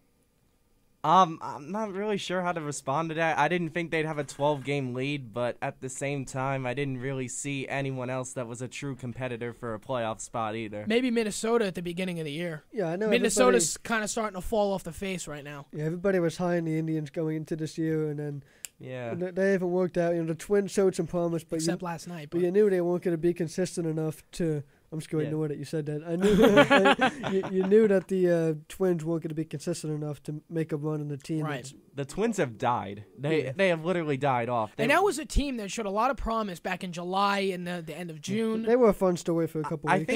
I think the problem with the Twins was that they were counting on players that were playing better than what they were. Yep. They didn't really have the great supporting group that the Astros had with a ton of young prospects, particularly Carlos Correa coming up. He's been one hell of a show to watch this year. Someone on MLB Network said he's been the X factor and why the Astros have hung on this long. Yep.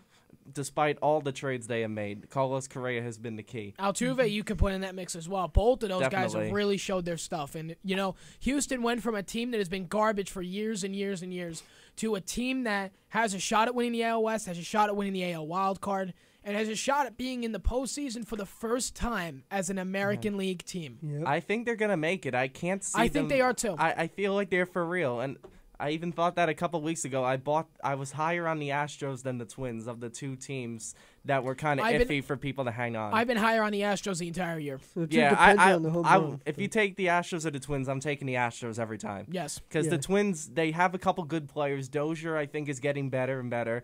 They have a couple other guys. I think Hunter's playing pretty well. He's playing well for a guy who's going to retire in 2 or 3 years. I forget the name of their third baseman, but I think he's doing pretty well, too. Isn't it Dozier? No. He's second base. But my point is, I think they were relying on Pelfrey and Hughes to pitch well when the simple fact is they're not front-of-the-line pitchers. Speaking as a Mets fan, you can never rely on Mike Pelfrey. And a Yankees fan. You gotta trust Mike Pelfrey. And with you. Listen, Tom Glavine pitched in that game in 2007 that cost him the division. Just saying. We were talking about that last night. I think we were discussing Jason Bay, and he was like, "That's a name Mets fans don't want to hear." I go, "That and Tom Glavine." Yep. Those two. 7 runs in the first inning. Mets lose the division. He goes to Atlanta the next year. That's gonna be Max Scherzer and the Nationals this year. Oh man. What, Max Scherzer's gonna leave the Nationals after they lose the division? No, I'm saying Scherzer's gonna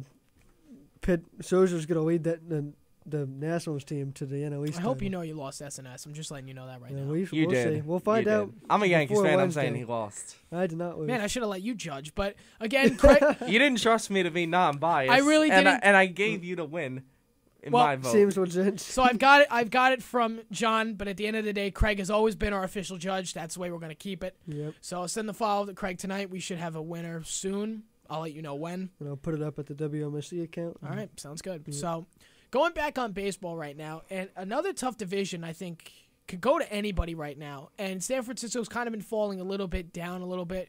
But LA, San Francisco, it could go to either one. It's always a good race between those two teams. The West is always fun to watch. Yep. It wouldn't shock me if the Giants won that division. Me either. I honestly thought both after the All-Star break, both of them would get in, but I'm buying more and more into the Cubs being a legitimate playoff team. Yeah, you know what the thing, and you remember we were on your opening day show. I think who was the one that picked the Cubs to go to the playoffs? Was it you? No. Or was it none of us? I don't think any of us did. I think we all addressed that someone else had the Cubs going to the World Series, some writer. Right, and then we were saying how awful that was, and now. Yeah. What? What the hell is that? Go Cubs, go, Sean. They play after every win. Come on. I have it on my phone. Sounds like they haven't heard it in the playoffs in a long time. The point is, if they go to the World Series, that writer's going to earn a ton of money. Oh, yeah. I think I'm going to have to find whatever name. If the Cubs make the World Series and win it, I'm going to have to, even if they go to the World Series, I'm going to find this guy. I'm going to ask him to come on my show, and I'm going to be like, what possessed you to write that article? Because you were probably the most delusional writer at the time, and the Cubs just made the World Series. To be fair, he also had the Mariners, but I think even if the Cubs just make it. Well, you know what? The Cubs look like they're going to the playoffs. The Mariners will be lucky if they get 80 wins. So. I'll admit, I bought highly into the Mariners. And they've been the most disappointing team to me. I even bought more highly than the Red into Sox. them to be in. The Tigers. I bought high into them to be in a pennant race right now, but I did say they weren't going to the playoffs. I did say that. I thought they might have gotten in, but I thought they'd be a lot better. I thought Anaheim was going to be a lot better than right now. I thought they were going to be the best team in baseball at this point. Really? I thought they'd at least be the best in their division. I can never. I don't think anybody. With Houston. Actually, never mind. I think I picked Seattle to win the division, but I don't think anyone expected Houston to be winning the division at this point. Didn't Brian have the guess of St. Louis to win the World Series? I think that was the best guess out of all of us. Yep. Yeah. I had Boston winning the World Series against Washington. You two, I think, had Seattle. I had Seattle over St. Louis. I might have also picked the Cardinals. I think you had Cardinals Royals, I think. Yeah, I had Cardinals Royals. Now I can't remember who I picked out of those two. It would be amazing to see a Cardinals Royals World Series this year because on top of the World Series patch, you would also see next to that the 30-year anniversary of that World Series. Yes. Which would be perfect. It will probably be the most hyped up World Series besides last year, I would assume. It would be great for the game of baseball because they have trouble getting people to tune into the World Series when the fans' team isn't playing. Oh, it would be a perfect World Series. Everybody would watch this. It's almost like it's Kansas City's first time. Well, it's not their first time. I mean, it's 30 years since they lost. No, they won against St. Louis. And they lost the World Series last year due to Madison Bumgarner being a bullpen pitcher out of nowhere. It was almost like an RKO out of nowhere. Bumgarner out of nowhere. Here comes Bumgarner, and it was like you were watching a Christmas Story. Like, oh no, you knew it was done. And I think the Royals had a lead at that point. It was done anyway. You know, honestly, I think at any of the 5 teams in the AL have a good story to make the World Series right now, if they make it. Yeah. The Yankees, because this is the one year we all expected them to fall off, and they've defied the odds. They've been one of the best teams in the American League the entire year. Besides the last 2 weeks, or I would say week, they've been one of maybe the top 3 teams in the American League. The Angels, because Mike Trout will finally get his time in the World Series. The Royals, because they're the Royals, and they've dominated the American League all year. That, and they need redemption from last year. The Blue Jays, because they haven't had playoff baseball in over 20 years. Yeah, either one of these teams could go to the World Series. When you look at the National League, it's probably going to be St. Louis. We all know that. Yeah. I'm not buying into that completely. I feel like there are teams that can challenge them, but St. Louis has to be the San Francisco, I think, favorite. will be the only one. Because St. Louis is going in with the most playoff experience. Their only disadvantages are not going to have Wainwright. But look at what's that done this year. They've got 70 wins. It doesn't matter. I'm just not going based on record completely, because the Angels had the best record in baseball last year, and they got knocked out in the first round. This is also true, but you know what? But the Cardinals are different. But you know what? The Angels built up that team to go to the playoffs. It took them 3 years to get there. That team barely had any playoff experience. This is a different story. You're looking at a Cardinals team that goes in almost pretty much every year. They have the most playoff experience in the National League, and they have the best record going in. It's a completely different story. I will say the only reason they haven't dominated the NL is because of the Giants. Yes. It's really because the Cardinals, unlike the Giants, the Cardinals are there pretty much every year for the last 5 years. If those two run into the NLCS again, I'm literally gonna jump off a building. It gets tiring. I'm gonna have to bet the Giants because I always pick the Cardinals in that situation. Honestly, this time I would have to go with the Cardinals. Yeah, I'm going with the Cardinals this year. I feel like the one time I picked the Giants, the Cardinals would win. It's honestly, it's a story I don't want to hear about anymore. And people would be like, "Oh, it's the best versus the best NL," but we've seen it so many times. And they're not really exciting. They have bad series every time they meet Last year was one of them. The only exciting part was the walk-off homer to clinch the pennant. That was it. And I was watching it at Applebee's, so I didn't have any sound. Even 2012, they didn't have a good series. You don't get the sound. It's always pretty annoying. I only hate that during NFL season.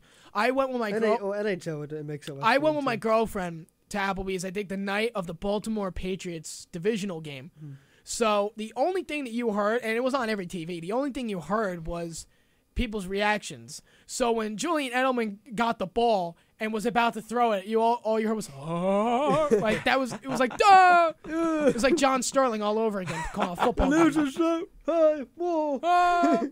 But no, literally, as soon as I saw Edelman get ready to throw, I was like, oh no. That was one of the best plays I've seen. It was, and you know what? He was a college quarterback, so it worked. Oh yeah. It was a great play. I thought it was. He can swing it.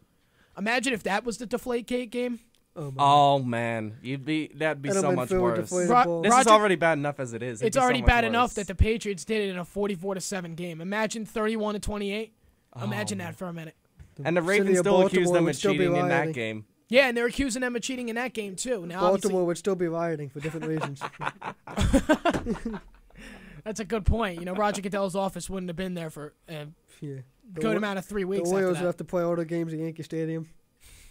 The Royals? The Orioles. Oh, the Orioles. Interesting. Well, their stadiums are right next to each other, but they've got a good, I would say, couple. It's not that close if you think about it.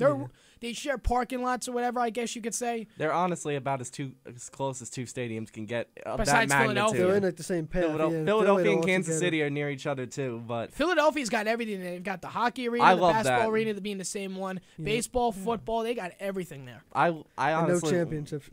And no championships. Somebody win a championship already. Come on. I Absolutely. I love that setup though. I love just having everything right there out in the open, and it's easy to get there and get out too. Yep. Oh, it is. You know, unlike Yankee Stadium and stuff. Going to the Phillies game with my girlfriend, it was such a pleasure getting in and getting out and having the space to just chill and relax. Exactly. That must be a nice feeling. Exactly. So Yankee that's good. Stadium gets annoying. On that note, we'll shut down the show for this week. Sean, John, I appreciate you guys coming on. Thanks for having us, man. It was good to be back on here. Absolutely. We'll all be back before we know it anyway. You know, moving day is fastly approaching. 3 weeks. But I'm excited for it. I'm excited to get back. I'm not excited to start school. No. Excited for my show and all that stuff. I'm mixed. And again, me and Sean, we have time slots that we have been told. We're not going to say it yet, though, because it's not official.